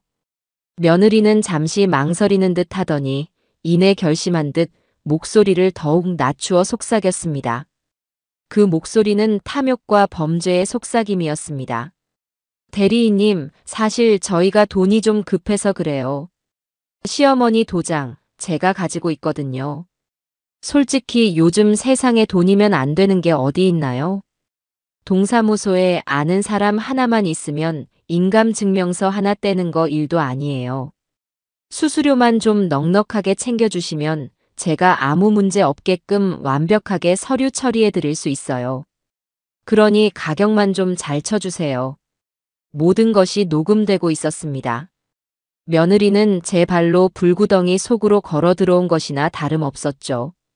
심지어 옆에 있던 아들놈은 며느리의 이런 대담한 범죄 모의에도 한마디 거들기는커녕 꿀먹은 벙어리처럼 앉아만 있었습니다. 제가 수신기 너머로 동호야 하고 외치고 싶은 것을 간신히 참았습니다. 그의 침묵은 암묵적인 동의이자 명백한 공범의 증거였습니다. 말순이는 그럼 서류가 준비되는 대로 바로 계약금을 쏘겠다는 말을 남기고 자리에서 일어났다고 합니다. 며느리는 거의 다 잡은 월척을 놓칠세라 말순이의 손을 붙잡고 연신 고맙다고 인사를 해댔다고 해요. 그들의 대화를 모두 듣고 난 저는 온몸에 힘이 빠져나가는 것을 느꼈습니다. 슬픔 때문이 아니었습니다. 분노가 극에 달하면 오히려 몸이 차갑게 식어버린다는 것을 처음 알았습니다. 이제 그 어떤 동정심도 모성에도 남아있지 않았습니다. 이제 남은 것은 오직 냉정한 심판뿐이었습니다. 심판의 날 아침이 밝았습니다. 저는 밤새 한숨도 자지 못했습니다. 창밖으로 스며드는 희미한 여명은 마치 제 길고 어두웠던 인생의 한 막이 끝나고 새로운 막이 오르려 하는 신호처럼 느껴졌습니다. 저는 더 이상 피해자가 아니었습니다. 오늘 저는 제 인생이라는 무대의 주인공이자 연출가였고 동시에 냉정한 재판관이었습니다. 저는 옷장 가장 깊숙한 곳에서 남편이 살아생전 마지막 생일 선물로 사주었던 고운 옥색 한복을 꺼내 입었습니다. 남편은 이 옷을 사주며 말했었습니다. 당신은 고생한 만큼 세상에서 가장 귀한 대접을 받아야 할 사람이요. 오늘 저는 제 손으로 스스로를 가장 귀한 사람으로 만들 것이었습니다. 약속 장소인 법무사 사무실에 도착하니 독고진 변호사와 말순이가 저를 기다리고 있었습니다. 사무실 안은 평범해 보였지만 곳곳에 보이지 않는 긴장감이 감돌고 있었어요. 제가 들어갈 상담실로 위장된 방 안에는 모니터가 설치되어 있었고 그 모니터를 통해 계약이 이루어질 사무실 내부를 훤히 들여다볼 수 있었습니다. 변호사의 말에 따르면 사무실 직원으로 위장한 사복 경찰 2명이 이미 컴퓨터 앞에 앉아 업무를 보는 척하며 대기 중이라고 했습니다. 모든 준비는 끝났습니다. 말순이는 제 손을 꼭 잡아주며 말했습니다. 천수가 너무 마음 아파하지 마라. 썩은 살은 도려내야 새 살이 돋는 법이다. 저는 말없이 고개를 끄덕였습니다. 얼마 지나지 않아 사무실 밖 복도에서 익숙한 목소리가 들려왔습니다. 며느리와 아들이 도착한 것이었죠. 며느리의 하이힐 소리가 유난히 또각거리며 복도를 울렸습니다. 그 소리에는 곧 손에 들어올 거액의 돈에 대한 탐욕스러운 흥분이 실려 있었습니다. 저는 모니터 화면에서 눈을 떼지 않았습니다. 화면 속 며느리는 머리부터 발끝까지 명품으로 치장한 모습이었습니다. 마치 상갓집에 가면서 파티 복장을 하고 온 것처럼 상황에 전혀 어울리지 않는 모습이었죠. 그에 반해 아들놈의 얼굴은 하얗게 질려 있었습니다. 값비싼 양복은 마치 남의 옷을 빌려 입은 것처럼 어색했고 불안한 듯 연신 마른 침을 삼키는 모습이 마치 도살장에 끌려온 소 같았습니다. 법무사 역할을 맡은 변호사의 동료가 그들을 자리로 안내했습니다. 그리고 해외 교포 바이어의 대리인 역할을 맡은 말순이가 맞은편에 앉았죠. 말순이는 어제 연습한 대로 거만한 표정으로 다리를 꼬고 앉아 그들을 훑어보았습니다. 간단한 인사가 오가고 곧바로 계약 절차가 진행되었습니다. 며느리는 조금의 망설임도 없이 악어 가죽 가방에서 위조된 서류 뭉치를 꺼내 책상 위에 자신만만하게 올려놓았습니다. 제 인감도장이 선명하게 찍힌 위임장과 돈으로 발급받았을 것이 틀림없는 인감증명서였습니다. 법무사가 서류를 검토하는 척하며 마지막으로 확인 질문을 던졌습니다. 그의 목소리는 낮고 차분했지만 그 안에는 서슬퍼런 칼날이 숨겨져 있었습니다. 손동호 씨, 배지현 씨. 다시 한번 확인하겠습니다. 이 부동산 매매 계약은 시어머님이신 이천숙 여사님의 허락하에 진행되는 것이 틀림없습니까? 추후 이 계약과 관련하여 발생하는 모든 민영사상의 법적 책임은 두 분께 있습니다. 아들은 대답하지 못하고 고개를 숙였습니다. 그러자 며느리가 아들의 옆구리를 보란 듯이 쿡 찌르며 대신 낭낭한 목소리로 대답했습니다. 네, 그럼요. 몇 번을 물으세요. 저희 어머님께서 모든 걸 저희에게 위임하셨습니다. 아무 문제 없으니 어서 진행해 주시죠. 저희도 바쁜 사람들이라서요. 그 순간 저는 옆방에서 저도 모르게 주먹을 꽉 쥐었습니다. 마지막까지 저를 침에 걸린 늙은이 취급하며 거짓과 위선으로 가득 찬 저 모습에 역겨움이 치밀어 올랐습니다. 법무사가 계약서 2부를 내밀었습니다. 그럼 이쪽에 서명하시고 도장을 찍어주시면 계약금은 저쪽 회계팀에서 바로 현금으로 내어드릴 겁니다. 현금이라는 말에 며느리의 눈이 탐욕으로 번들거렸습니다. 그녀는 기다렸다는 듯이 펜을 집어들었습니다. 그리고 자신의 이름 석자를 흘려 쓴 뒤 아들에게 도장을 찍으라고 눈짓을 보냈습니다. 아들이 떨리는 손으로 인주를 묻혀 계약서에 도장을 찍으려는 바로 그 순간이었습니다. 독고진 변호사가 옆방에서 조용히 고개를 끄덕이며 신호를 보냈고 컴퓨터 앞에 앉아있던 사복 경찰들이 자리에서 일어났습니다. 잠깐. 한 명의 경찰이 아들의 손을 제지하며 차갑고 위압적인 목소리로 말했습니다. 그는 품 안에서 경찰 신분증을 꺼내 보였습니다. 서울지방경찰청 지능범죄수사대입니다. 배지현 씨, 손동호 씨. 당신들을 사기 미수, 사문서 위조 및 동행사 혐의로 긴급 체포합니다. 당신들은 변호사를 선임할 수 있으며 불리한 진술을 거부할 권리가 있습니다.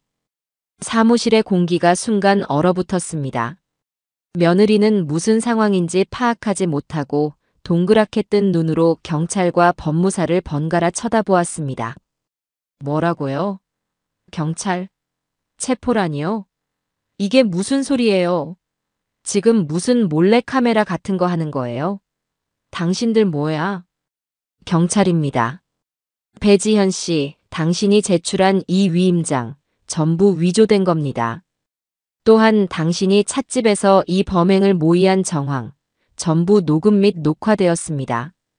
그제야 상황 파악이 된 며느리의 얼굴이 하얗게 질리기 시작했습니다. 그리고 이내 분노와 악의에 찬 괴물로 변해버렸죠.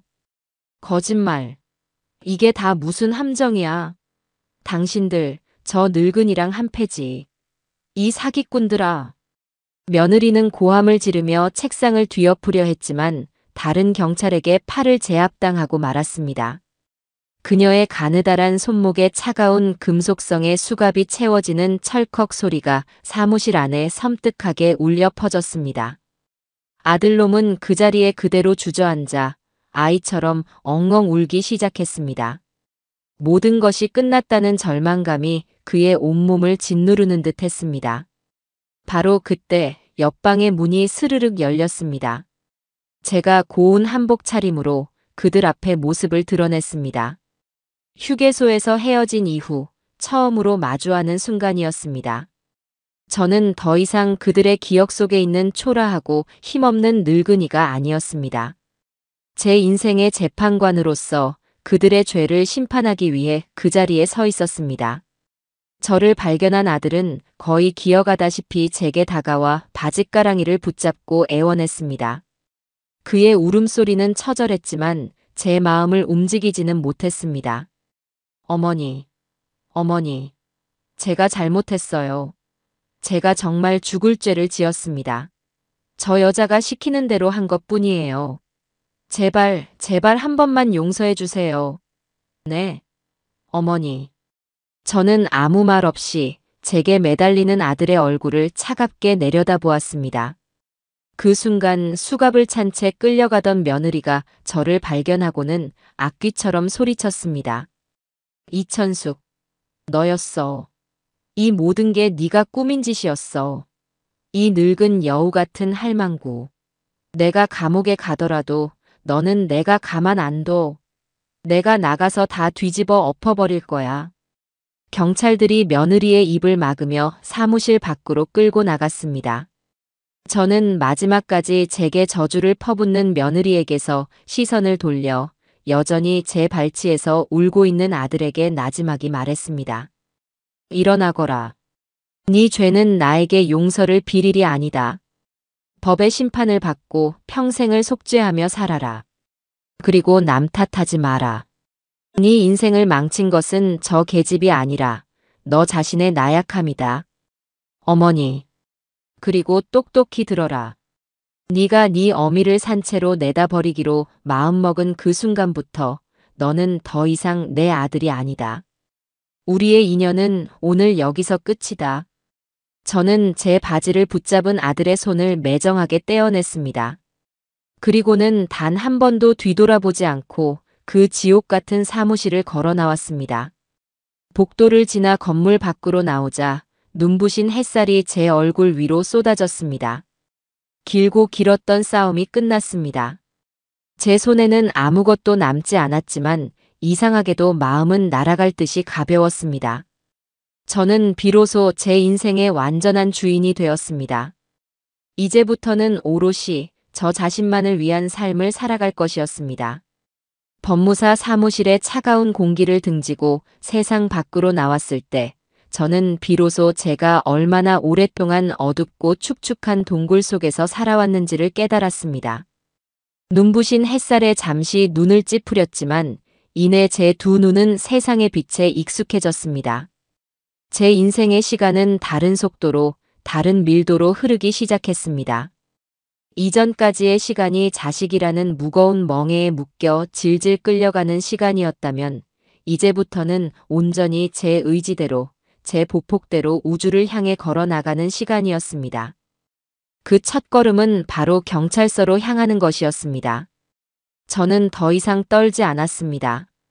피해자로서의 제 권리를 당당히 행사하고 가해자들의 죄를 남김없이 고발하기 위해 저는 조사실의 문을 열었습니다. 저를 담당한 박 형사는 세상사에 닳고 다른 듯한 중년의 남자였습니다. 그는 믹스커피를 홀짝이며 처음에는 그저 평범한 가족 간의 재산 다툼 정도로 사건을 여기는 듯 했습니다. 그의 눈빛에는 또 이런 집안 싸움인가 하는 권태로움이 서려 있었죠. 하지만 제가 품속에서 겹겹이 쌓은 보호자 동의서와 재산 포기 각서를 꺼내놓고 찻집에서의 대화가 담긴 녹음 파일을 재생하자 그의 눈빛이 예리하게 빛나기 시작했습니다. 그는 마시던 커피를 내려놓고 자세를 고쳐 앉았습니다. 제가 겪었던 모든 일들을 마치 어제 일처럼 생생하게, 하지만 감정을 최대한 배제한 채 덤덤하게 진술해 나가자 그의 표정은 점차 경악과 분노로 물들어갔습니다. 제 진술이 모두 끝났을 때 그는 한숨을 길게 내쉬며 달아빠진 서류 뭉치 위로 제 손을 따뜻하게 잡아주었습니다. 어머님, 정말 고생 많으셨습니다. 제가 이 경찰 생활 20년 동안 별의별 인간 말종들 다 봤지만 어머님 아드님과 며느님 같은 악질은 또 처음입니다. 어떻게 사람의 탈을 쓰고 부모에게 그런 짓을 할 수 있는지. 걱정 마십시오. 저희가 가진 모든 증거와 어머님의 진술을 토대로 그들이 저지른 죄에 대해 단 1g의 오차도 없이 정확하게 죗값을 치르게 만들겠습니다. 경찰 조사는 제가 생각했던 것보다 훨씬 더 체계적이고 집요하게 마치 거대한 그물로 물고기떼를 몰아가듯 진행되었습니다. 형사들은 먼저 저를 버리려 했던 그 지옥 같은 효심 요양원을 급습했습니다. 원장이라는 작자는 대포폰을 쓰고 꼬리를 감추려 했지만 경찰의 끈질긴 추적 끝에 결국 덜미를 잡혔습니다. 그는 처음에는 뻔뻔하게 발뺌을 하려 했지만 경찰이 압수수색을 통해 그의 사무실에서 발견한 비밀 장부를 눈앞에 들이밀자 하얗게 질린 채 모든 것을 자백하기 시작했습니다. 그 장부에는 죽거나 실종된 무연고 노인들의 이름을 도용해 수년간 정부 보조금을 불법으로 타낸 정황과 며느리 배지현에게서 받은 돈의 액수, 그리고 앞으로 제 재산을 처분하면 받기로 한 성공 보수의 액수까지 아주 상세하게 기록되어 있었습니다. 심지어 며느리가 저를 그곳에 버리고 간 직후 원장에게 전화를 걸어 이제 우리 시어머니는 이 세상에 없는 사람이에요. 원장님이 알아서 잘 처리해 주세요. 라고 말했던 통화 녹취록까지 확보되었습니다. 그들의 범죄를 입증할 증거는 산처럼 쌓여가고 있었습니다. 또한 경찰은 며느리 배지현의 과거 행적을 샅샅이 파헤쳤습니다. 그녀의 통장 거래 내역과 카드 사용 내역은 그야말로 탐욕의 백과사전이었습니다. 매달 수천만 원에 달하는 돈을 명품 쇼핑과 해외여행, 최고급 호텔 스파와 피부과 시술 등으로 탕진하고 있었습니다. 제 아들놈의 월급으로는 도저히 감당할 수 없는 수준이었죠. 결국 그녀는 여러 개의 카드로 돌려막기를 하다가 그것이 막히자 저축은행과 대부업체, 심지어는 사람의 피를 빨아먹는 악독한 사채업자에게까지 손을 벌린 상태였습니다. 제 재산을 그토록 탐냈던 이유가 결국 그녀의 끝없는 허영심과 밑빠진 독같은 탐욕을 채우기 위함이었다는 사실이 만천하에 드러난 순간이었습니다. 한편 구치소에 각각 수감된 아들과 며느리의 상황은 극명하게 엇갈렸습니다. 독고진 변호사가 전해준 소식에 따르면 며느리는 구치소 안에서도 조금도 위축되지 않고 오히려 더 기세등등하게 날뛰고 있다고 했습니다. 그녀는 거액의 수임료를 주고 전관예우 변호사를 선임하여 끝까지 자신의 무죄를 주장하고 있었습니다. 자신의 모든 범죄는 시어머니의 비정상적인 집착과 아들의 무능함 때문에 벌어진 어쩔 수 없는 일이었다며 책임을 전가하고, 심지어는 제가 그들을 함정에 빠뜨리기 위해 이 모든 것을 꾸몄다며 저를 무고죄로 역고소하겠다는 협박까지 하고 있다는 것이었습니다. 하지만 아들놈은 아내라는 거대한 방패막이 사라지자 한순간에 무너져 내렸다고 합니다. 그는 구치소 독방에서 매일 밤 악몽에 시달리며 자신의 죄를 뒤늦게 깨닫고 후회의 눈물을 흘리고 있다고 했습니다. 그는 변호사도 거부한 채 검찰 조사에서 모든 범행을 순순히 자백했습니다. 며느리가 처음 요양원 이야기를 꺼냈을 때부터 어머니의 재산을 가로채려 했던 모든 계획을 알고 있었지만 아내에게 밉보일 것이 두려워, 그리고 어머니의 재산에 대한 은밀한 욕심 때문에 그 모든 것을 묵인하고 동조했다는 것이었습니다. 그는 담당 검사 앞에서 어린아이처럼 울며 제가 죽일 놈입니다. 제 어미를 버리려 한 천하의 불효자식을 법이 내릴 수 있는 가장 무거운 벌로 다스려 주십시오. 라고 말했다고 합니다. 그 소식을 전해 들으며 저는 가슴 한쪽이 저며오는 것을 느꼈지만 눈물을 흘리지는 않았습니다.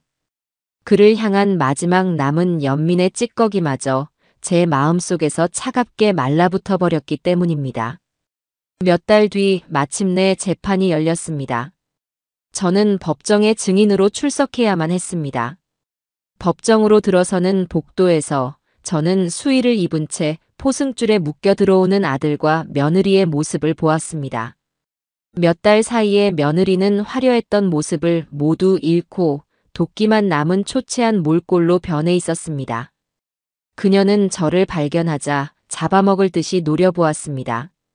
아들은 살이 쏙 빠져 해골 같은 모습으로 차마 저와 눈을 마주치지 못하고 고개를 떨구었습니다. 재판은 일사천리로 진행되었습니다. 검사는 마치 잘 짜인 연극의 대본을 읽듯 그들의 죄목을 하나하나 읊어내려갔습니다.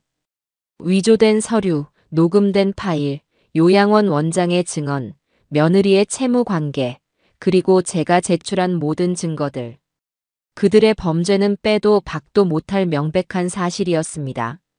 며느리의 변호사는 어떻게든 형량을 줄여보려고 그녀가 깊은 우울증을 앓고 있었으며 시어머니의 오랜 구박과 남편의 무관심 속에서 심신미약 상태에 빠져 저지른 우발적인 범행이라고 주장했습니다. 참으로 기가 막힌 궤변의 방청석에서는 실소가 터져 나왔습니다. 마침내 제가 증인석에 설 차례가 되었습니다. 저는 떨리는 다리를 애써 진정시키며 판사 앞에 섰습니다. 검사의 질문에 따라 저는 그날의 일들을 차분하게 증언해 나갔습니다. 효도 여행이라는 이름 아래 자행되었던 기만과 배신, 그리고 제가 겪어야 했던 공포와 절망을 말입니다. 제 증언이 끝나고 며느리의 변호사가 독수리처럼 날카로운 눈빛으로 저를 쏘아보며 반대 신문을 시작했습니다. 증인, 평소 아들과 며느리와의 관계가 원만하지 않았던 것은 사실 아닙니까? 증인은 아들이 결혼한 이후에도 사사건건 아들의 가정사에 간섭하며 며느리를 힘들게 했다고 하던데요. 며느리가 힘들었는지 어쨌는지는 모르겠으나 내 자식 집에 가서 밥 한 끼 얻어먹고 내 손주 얼굴 한번 보고 오는 것이 간섭이라면 간섭이겠지요. 하지만 내 평생을 바쳐 키운 자식이 길바닥에 나앉게 생겼는데 그 빚더미의 원인을 묻는 것조차 간섭이라고 말한다면 나는 더 이상 할 말이 없소.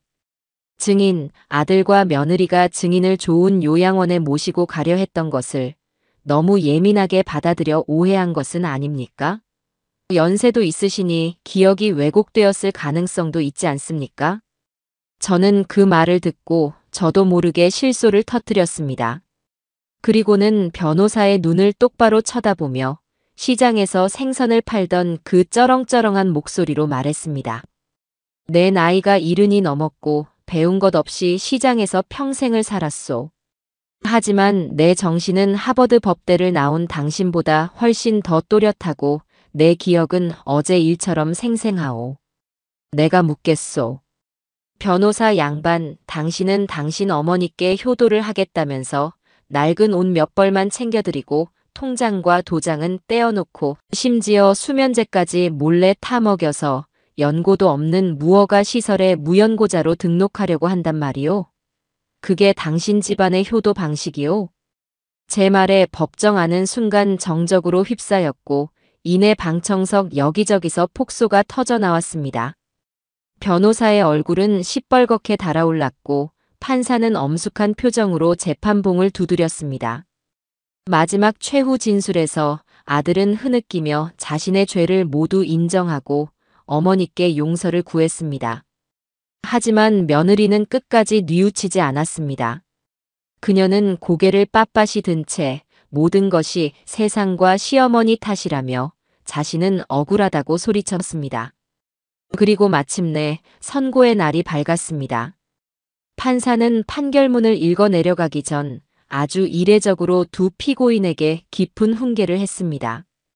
피고인 배지현, 손동호. 부모는 자식이 기댈 수 있는 마지막 언덕이자 세상의 모든 풍파를 막아주는 방패와 같은 존재이다. 당신들은 그 언덕을 제 손으로 무너뜨리고 그 방패를 꺾어버리는 천륜을 거스르는 죄를 지었다. 특히 피고인 배지현은 자신의 끝없는 사치와 허영심을 채우기 위해 시어머니를 기만하고 유기하려 했으며 그 범죄의 계획이 매우 치밀하고 죄질이 극히 불량하다.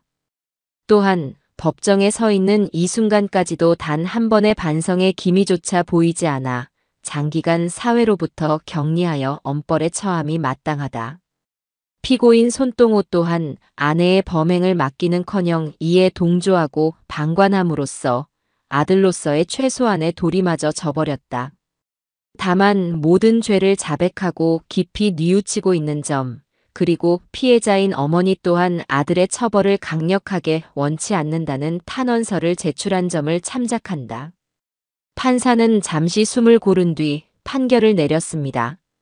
피고인 배지현을 존속 유기미수, 사기미수, 사문서 위조 및 동행사 등의 죄를 물어 징역 7년에 처한다. 피고인 손동호를 존속 유기미수 방조죄로 징역 2년에 집행유예 3년을 선고한다. 징역 7년이라는 말이 떨어지는 순간 며느리는 그 자리에 주저앉아 악을 쓰며 울부짖었습니다. 내가 뭘 잘못했는데. 억울해. 판사님, 이건 잘못된 판결이에요. 그녀의 화려했던 모습은 온데간데 없고 법복을 입은 교도관들에게 짐승처럼 끌려나가는 추한 모습만이 남아있을 뿐이었습니다. 아들은 모든 것을 체념한 듯 텅 빈 눈으로 허공을 응시하다가 이내 방청석에 앉아있는 저를 발견하고는 소리 없이 눈물만 흘렸습니다. 저는 그 어떤 표정도 짓지 않은 채 그 모든 광경을 묵묵히 지켜보았습니다. 이것으로 길고 길었던 탐욕의 성은 마침내 무너져 내렸습니다. 법정의 높은 천장 위로 돌아가신 남편의 온화한 미소가 어렴풋이 보이는 듯 했습니다. 재판이 끝나고 모든 것이 제자리로 돌아오기까지는 꽤 오랜 시간이 걸렸습니다. 세상의 모든 전쟁이 그러하듯 승리한 자에게도 깊은 상처와 후유증이 남는 법이었으니까요. 저는 독고진 변호사의 도움을 받아 전쟁의 잔해들을 하나씩 정리해 나갔습니다. 가장 먼저 아들놈 명의로 되어 있던 집의 소유권을 완전히 되찾아왔습니다. 형사 재판의 결과가 명백했기에 증여 무효 소송은 싱거울 정도로 쉽게 끝났습니다. 판사는 아들이 부양이라는 증여의 조건을 이행하지 않았을 뿐만 아니라 오히려 증여자를 해하려 한 배은 행위를 저질렀으므로 증여 계약은 민법 제556조에 의거하여 무효라고 판결했습니다. 서류상의 소유권을 되찾는 것은 간단했지만 그 집에 깃든 배신의 기억을 지워내는 것은 결코 쉽지 않았습니다. 저는 등기부등본에 다시 선명하게 새겨진 제 이름석 자를 보며 비로소 제 성을 되찾은 늙은 여왕의 심정을 조금이나마 알 것 같았습니다. 하지만 그 성은 너무나도 많은 피와 눈물로 얼룩져 있었습니다. 다음으로 처리해야 할 일은 며느리가 남기고 간 빚더미였습니다. 그것은 마치 끈질긴 잡초처럼 제 인생의 발목을 계속해서 붙잡고 늘어졌습니다. 제가 소송을 진행하는 동안에도 험상궂은 사채업자들은 어떻게 알았는지 저희 집 문을 두드려 대거나 밤낮을 가리지 않고 험악한 목소리로 전화를 걸어오곤 했습니다. 그들은 며느리가 제 재산을 담보로 돈을 빌린 것이나 마찬가지라며 저에게 빚을 갚으라고 윽박질렀습니다. 하지만 이제 저는 더 이상 그들 앞에서 벌벌 떠는 나약한 노인네가 아니었습니다. 독고진 변호사는 그 모든 것을 법적으로 완벽하게 막아주었습니다. 저는 며느리의 채무에 대해 그 어떤 법적 책임도 없으며 만약 계속해서 저를 괴롭힐 경우 채권의 공정한 추심에 관한 법률 위반 및 협박죄로 고소하겠다는 내용 증명을 각 채권자에게 발송했습니다. 그 후로는 지긋지긋했던 빚 독촉 전화도 깨끗하게 사라졌습니다. 그렇게 법적인 문제들이 하나씩 해결되어 갈수록 제 마음속에는 다른 종류의 훨씬 더 무겁고 복잡한 문제가 스멀스멀 피어오르기 시작했습니다. 바로 아들 손동호에 대한 문제였죠. 집행유예로 풀려난 아들은 갈 곳이 없었습니다. 살던 집은 제게로 돌아왔고 아내의 빚까지 모두 떠안게 되어 하루아침에 신용불량자로 전락했으니까요. 저는 일부러 아들의 소식을 듣지 않으려 애썼습니다. 하지만 세상은 저를 가만히 내버려 두지 않았습니다. 시장에 나갈 때마다 동네 사람들은 제게 아들의 안부를 물어보거나 혹은 동정 어린 시선으로 저를 쳐다보곤 했습니다. 아무리 그래도 하나뿐인 자식인데 어미가 되어서 어떻게 그리 매정할 수 있나 하는 비난 섞인 수군거림이 제 등 뒤에 비수처럼 꽂히기도 했습니다. 그들은 몰랐습니다. 제가 자식을 끊어내기 위해 제 심장을 얼마나 도려내야 했는지를. 그러던 어느 날 제가 시장에서 좌판을 정리하고 있을 때였습니다. 누군가 제 뒤에서 조용히 무거운 생선 상자를 들어 옮겨주었습니다. 저는 무심코 고맙소. 어디서 오신 양반인데 이리 힘을 써주시오. 하고 고개를 돌렸다가 그 자리에 얼어붙고 말았습니다. 허름하고 낡은 작업복 차림에 얼굴이 반쪽이 된 아들이 서 있었습니다. 한때는 제법 훤칠했던 아들의 어깨는 축 처져 있었고 세상의 모든 시름을 다 짊어진 듯한 깊은 주름이 그 젊은 얼굴에 새겨져 있었습니다. 아들은 아무 말 없이 그저 죄인처럼 고개를 숙인 채 제 가게의 굳은 일들을 묵묵히 돕기 시작했습니다. 저는 아들을 없는 사람 취급했습니다. 눈길 한 번 주지 않았고 말 한마디 섞지 않았습니다. 제 마음은 차가운 얼음장 같았지만 등 뒤에서 느껴지는 아들의 기척에 심장은 제멋대로 요동쳤습니다. 시장 상인들은 그런 저희 모자의 모습을 안타깝게 쳐다보았지만 누구 하나 섣불리 나서지 못했습니다. 제 오랜 친구인 말순이만이 보다 못해 아들의 등을 거칠게 떠밀며 소리쳤습니다. 이놈아, 여기가 어디라고 와. 네가 지금 네 어미 얼굴을 볼 낯짝이 있어? 네가 사람이라면 네 어미 가슴에 대못을 박았으면 적어도 그 상처가 아물 때까지는 나타나지 말아야 할 것 아니야. 당장 꺼지지 못해.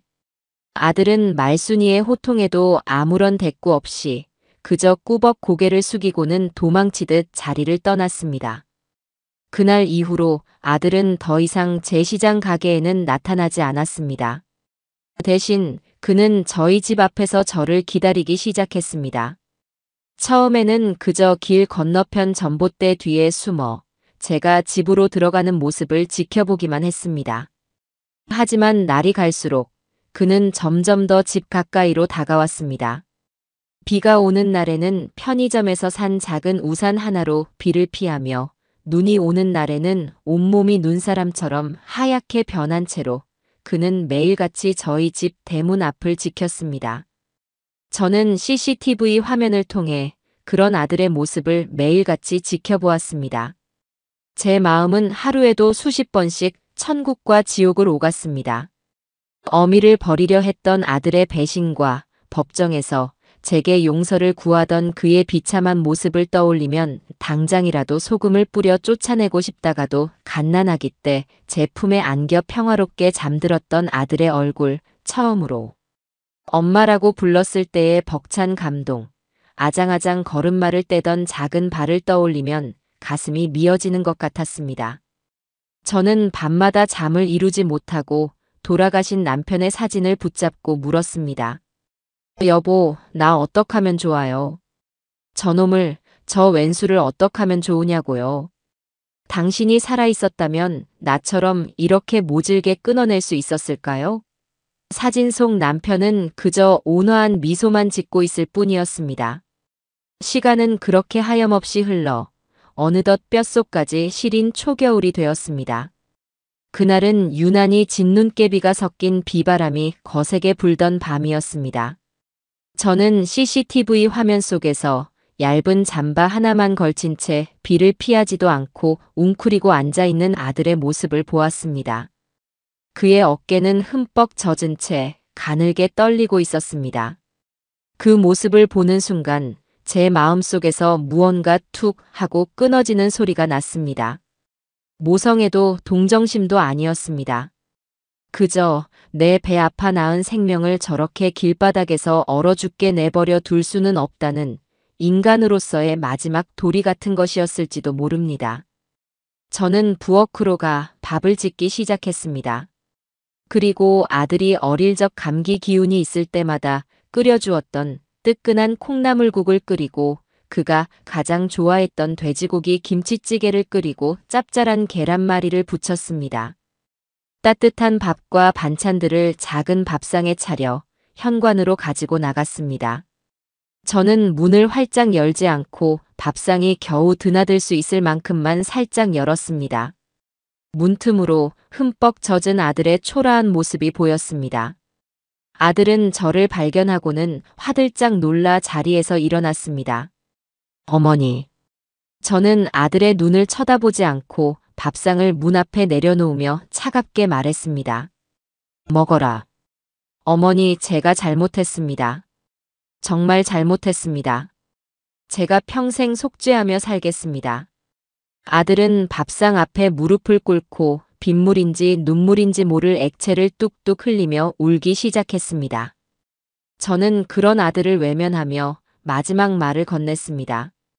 그 말은 제 가슴을 도려내는 칼날과도 같았습니다. 이게 네 어미가 너에게 차려주는 마지막 밥상이다. 이 밥 먹고 2번 다시는 내 집 앞에 찾아오지 마라. 어디 가서 막노동이라도 해서 네 죗값 갚고 남에게 손 벌리지 말고 네 힘으로 사람답게 살아. 네가 네 인생 책임지고 똑바로 사는 것. 그것이 네가 나에게 할 수 있는 유일한 속죄다. 알겠냐? 저는 그 말을 끝으로 미련 없이 문을 닫아버렸습니다. 그리고 현관문 앞 차가운 바닥에 주저앉아 소리 없는 눈물을 흘렸습니다. 문 밖에서는 아들이 밥을 먹으며 서럽게 흐느끼는 소리가 들려왔습니다. 한참 뒤 아들이 떠나고 저는 조용히 문을 열어보았습니다. 밥상 위에는 빈 그릇들만이 깨끗하게 놓여 있었습니다. 마치 설거지라도 한 것처럼. 저는 그 빈 그릇들을 치우며 제 아들과의 길고 길었던 인연도 함께 정리했습니다. 그것은 용서가 아니었습니다. 제 인생에서 가장 아프고 소중했던 부분을 제 손으로 직접 도려내는 고통스럽고도 신성한 의식이었습니다. 아들에게 마지막 밥상을 차려준 그날 이후 제 인생에는 놀라운 변화가 찾아왔습니다.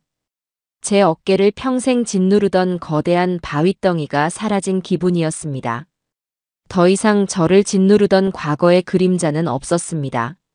마음을 얽매고 있던 마지막 족쇄가 풀린 듯 몸도 마음도 날아갈 듯이 가벼워졌습니다.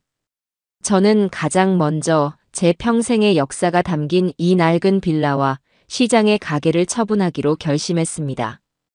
이곳은 제게 소중한 보금자리이자 삶의 터전이었지만 동시에 아들과 며느리의 추악한 기억이 깃든 상처의 공간이기도 했습니다. 새롭게 살아가기 위해서는 낡고 해진 껍질을 과감하게 벗어던져야만 했습니다. 저는 말순이의 도움을 받아 집과 가게를 시세보다 조금 더 비싼 값에 팔 수 있었습니다. 평생을 악착같이 일해 모은 돈과 부동산을 처분한 목돈이 통장에 찍혔을 때 저는 그제야 제가 꽤 큰 부자라는 사실을 깨달았습니다. 그 돈은 제게 더 이상 자식을 위해 맹목적으로 쌓아두는 재산이 아니었습니다. 오롯이 남은 제 인생의 품위와 자유, 그리고 행복을 위해 쓰여야 할 신성한 자금이었습니다. 저는 이사를 가기로 마음먹었습니다. 하지만 답답한 실버타운이나 외로운 전원주택은 싫었습니다. 저는 제 발로 걷고 제 눈으로 세상을 보고 제 의지대로 사람들과 어울리며 살아가고 싶었습니다. 저는 말순이와 함께 몇 날 며칠을 발품 팔아 도심 한복판에 있는 최신식 아파트를 구했습니다. 통유리 창밖으로는 도시의 야경이 보석처럼 아름답게 펼쳐졌고 아파트 단지 안에는 수영장과 헬스장, 골프 연습장과 도서관, 그리고 다양한 문화 강좌가 열리는 커뮤니티 센터까지 마련되어 있었습니다. 새 집으로 이사한 날, 저는 묵은 짐들을 정리하며 아들과 며느리의 흔적을 모조리 지워버렸습니다. 그들이 사주었던 옷가지들, 함께 찍었던 가족 사진들, 그 모든 것을 쓰레기 봉투에 담아 미련 없이 버렸습니다. 집안이 텅 비자 비로소 제 마음도 텅 빈 것처럼 고요해졌습니다. 저는 그 텅 빈 공간을 이제 저의 취향과 저의 행복, 그리고 저의 꿈으로 채워나갈 것이었습니다. 저는 평생 처음으로 제 돈으로 비싼 소파와 침대를 사고 제 마음에 쏙 드는 그림을 사서 거실에 걸었습니다. 제 인생 2막의 첫 번째 도전은 배움이었습니다. 저는 아파트 커뮤니티 센터에서 하는 컴퓨터 교실에 등록했습니다. 난생 처음 마주하는 컴퓨터는 외계인의 언어처럼 낯설기만 했습니다. 하지만 저는 포기하지 않았습니다.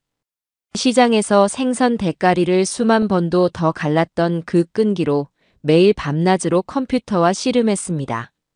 손주뻘 되는 젊은 강사에게 고개를 숙여 질문하는 것이 처음에는 어색했지만 배움에는 나이가 없다는 것을 깨닫게 되었습니다. 몇 달 뒤 저는 마침내 제 손으로 인터넷 쇼핑을 하고 멀리 사는 친구와 화상통화를 할 수 있게 되었습니다. 심지어는 칠순의 봄날이라는 이름으로 작은 블로그를 시작해 제가 키우는 화초 사진이나 새로 배운 요리법을 올리기도 했습니다. 제 글에 달리는 따뜻한 댓글들을 보며 저는 세상과 소통하는 새로운 창이 열린 것을 느꼈습니다. 컴퓨터를 배운 뒤에는 수영과 요가, 라인 댄스까지 섭렵했습니다. 쭈글쭈글한 제 몸이 물에 뜨고 뻣뻣했던 관절이 유연해지는 것을 느끼며 저는 제 안에 아직 잠재된 무한한 가능성이 남아있음을 발견했습니다.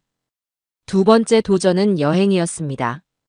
저는 평생 시장 좌판을 떠나본 적이 없었습니다. 그런 제가 제 오랜 친구인 말순이와 함께 제주도로 첫 여행을 떠났습니다. 비행기가 육중한 몸을 일으켜 하늘로 날아오르는 순간 저는 어린아이처럼 창문에 붙어 환호성을 질렀습니다. 구름 위를 나는 기분은 마치 제 인생의 모든 속박에서 벗어난 듯한 자유 그 자체였습니다. 제주도의 푸른 바다와 시원한 바람은 제 마음속에 남아있던 마지막 응어리마저 깨끗하게 씻어주었습니다. 우리는 가장 좋은 호텔에 묵고 가장 맛있는 흑돼지와 갈치조림을 사 먹으며 평생 고생한 우리 자신에게 아낌없는 상을 주었습니다. 그 후로도 저는 틈만 나면 여행을 떠났습니다.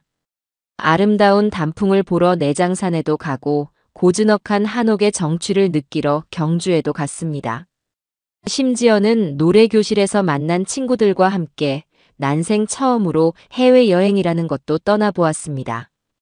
베트남의 쌀국수도 먹어보고 태국의 야시장에서 흥정도 해보며 저는 제가 살던 작은 세상이 전부가 아니었음을 깨달았습니다. 제 낡은 신발에는 흙먼지 대신 대한민국 방방곡곡과 세계 곳곳의 아름다운 추억들이 쌓여갔습니다. 저는 새로운 친구들도 많이 사귀었습니다. 수영장에서 만난 동갑내기 친구, 노래교실에서 만난 동생들, 컴퓨터 교실의 젊은 선생님까지. 우리는 함께 밥을 먹고 영화를 보고 서로의 아픔을 보듬어주며 새로운 형태의 가족이 되어갔습니다. 피를 나누지는 않았지만 마음을 나누는 진정한 동반자들이었죠. 우리는 서로에게 의지하며 늙어가는 것이 두렵지 않은, 오히려 기대되는 나날들을 함께 만들어 나갔습니다. 그러던 어느 눈부신 가을날이었습니다. 저는 친구들과 함께 관광버스를 대절해 설악산으로 단풍 구경을 가던 길이었습니다. 버스가 잠시 휴게소에 멈춰 섰고 저는 친구들과 함께 내려 따뜻한 커피를 한 잔씩 마시며 담소를 나누었습니다. 수많은 사람들이 오가는 활기찬 휴게소의 풍경을 바라보는데 문득 몇 년 전의 그날이 떠올랐습니다. 제 인생을 송두리째 바꾸어 놓았던 바로 그 운명의 휴게소 말입니다. 그때의 저는 세상에서 가장 초라하고 절망적인 늙은이였지만 지금의 저는 세상에서 가장 자유롭고 행복한 사람이 되어 같은 공간에 서 있었습니다. 저는 휴게소의 명물인 따끈한 호두과자를 한 봉지 샀습니다. 달콤하고 고소한 냄새가 코끝을 간지렸습니다. 호두과자 한 알을 입에 넣고 오물거리는데 저도 모르게 웃음이 터져 나왔습니다. 옆에 있던 말순이가 제 팔을 툭 치며 물었습니다. 천수가 뭐가 그리 좋아서 실성한 사람처럼 웃냐? 저는 멀리 펼쳐진 울긋불긋한 단풍으로 물든 가을 하늘을 바라보며 나지막이 대답했습니다. 그냥. 가끔은 인생이라는 길을 제대로 잃어봐야만 진짜 우리 집으로 가는 길을 찾을 수 있다는 생각이 들어서. 제게 진짜 집은 더 이상 낡은 빌라나 번쩍이는 아파트가 아니었습니다. 바로 제 자신, 온갖 풍파를 겪고도 꺾이지 않고 마침내 제 삶의 온전한 주인이 된 이천숙이라는 이름 석자. 그 이름으로 단단하게 서 있는 지금의 저 자신이 저의 영원한 집이었습니다. 버스가 곧 출발한다는 안내방송이 흘러나왔습니다. 저는 남은 호두과자를 친구들에게 나누어주고 가벼운 발걸음으로 버스에 올랐습니다. 차창 밖으로 빠르게 스쳐 지나가는 풍경들을 바라보며 저는 제 인생의 다음 여행지는 어디가 될지 행복한 상상에 잠겨들었습니다. 제 인생의 화려한 봄날은 70평생을 돌아 이제야 비로소 막 시작되고 있습니다.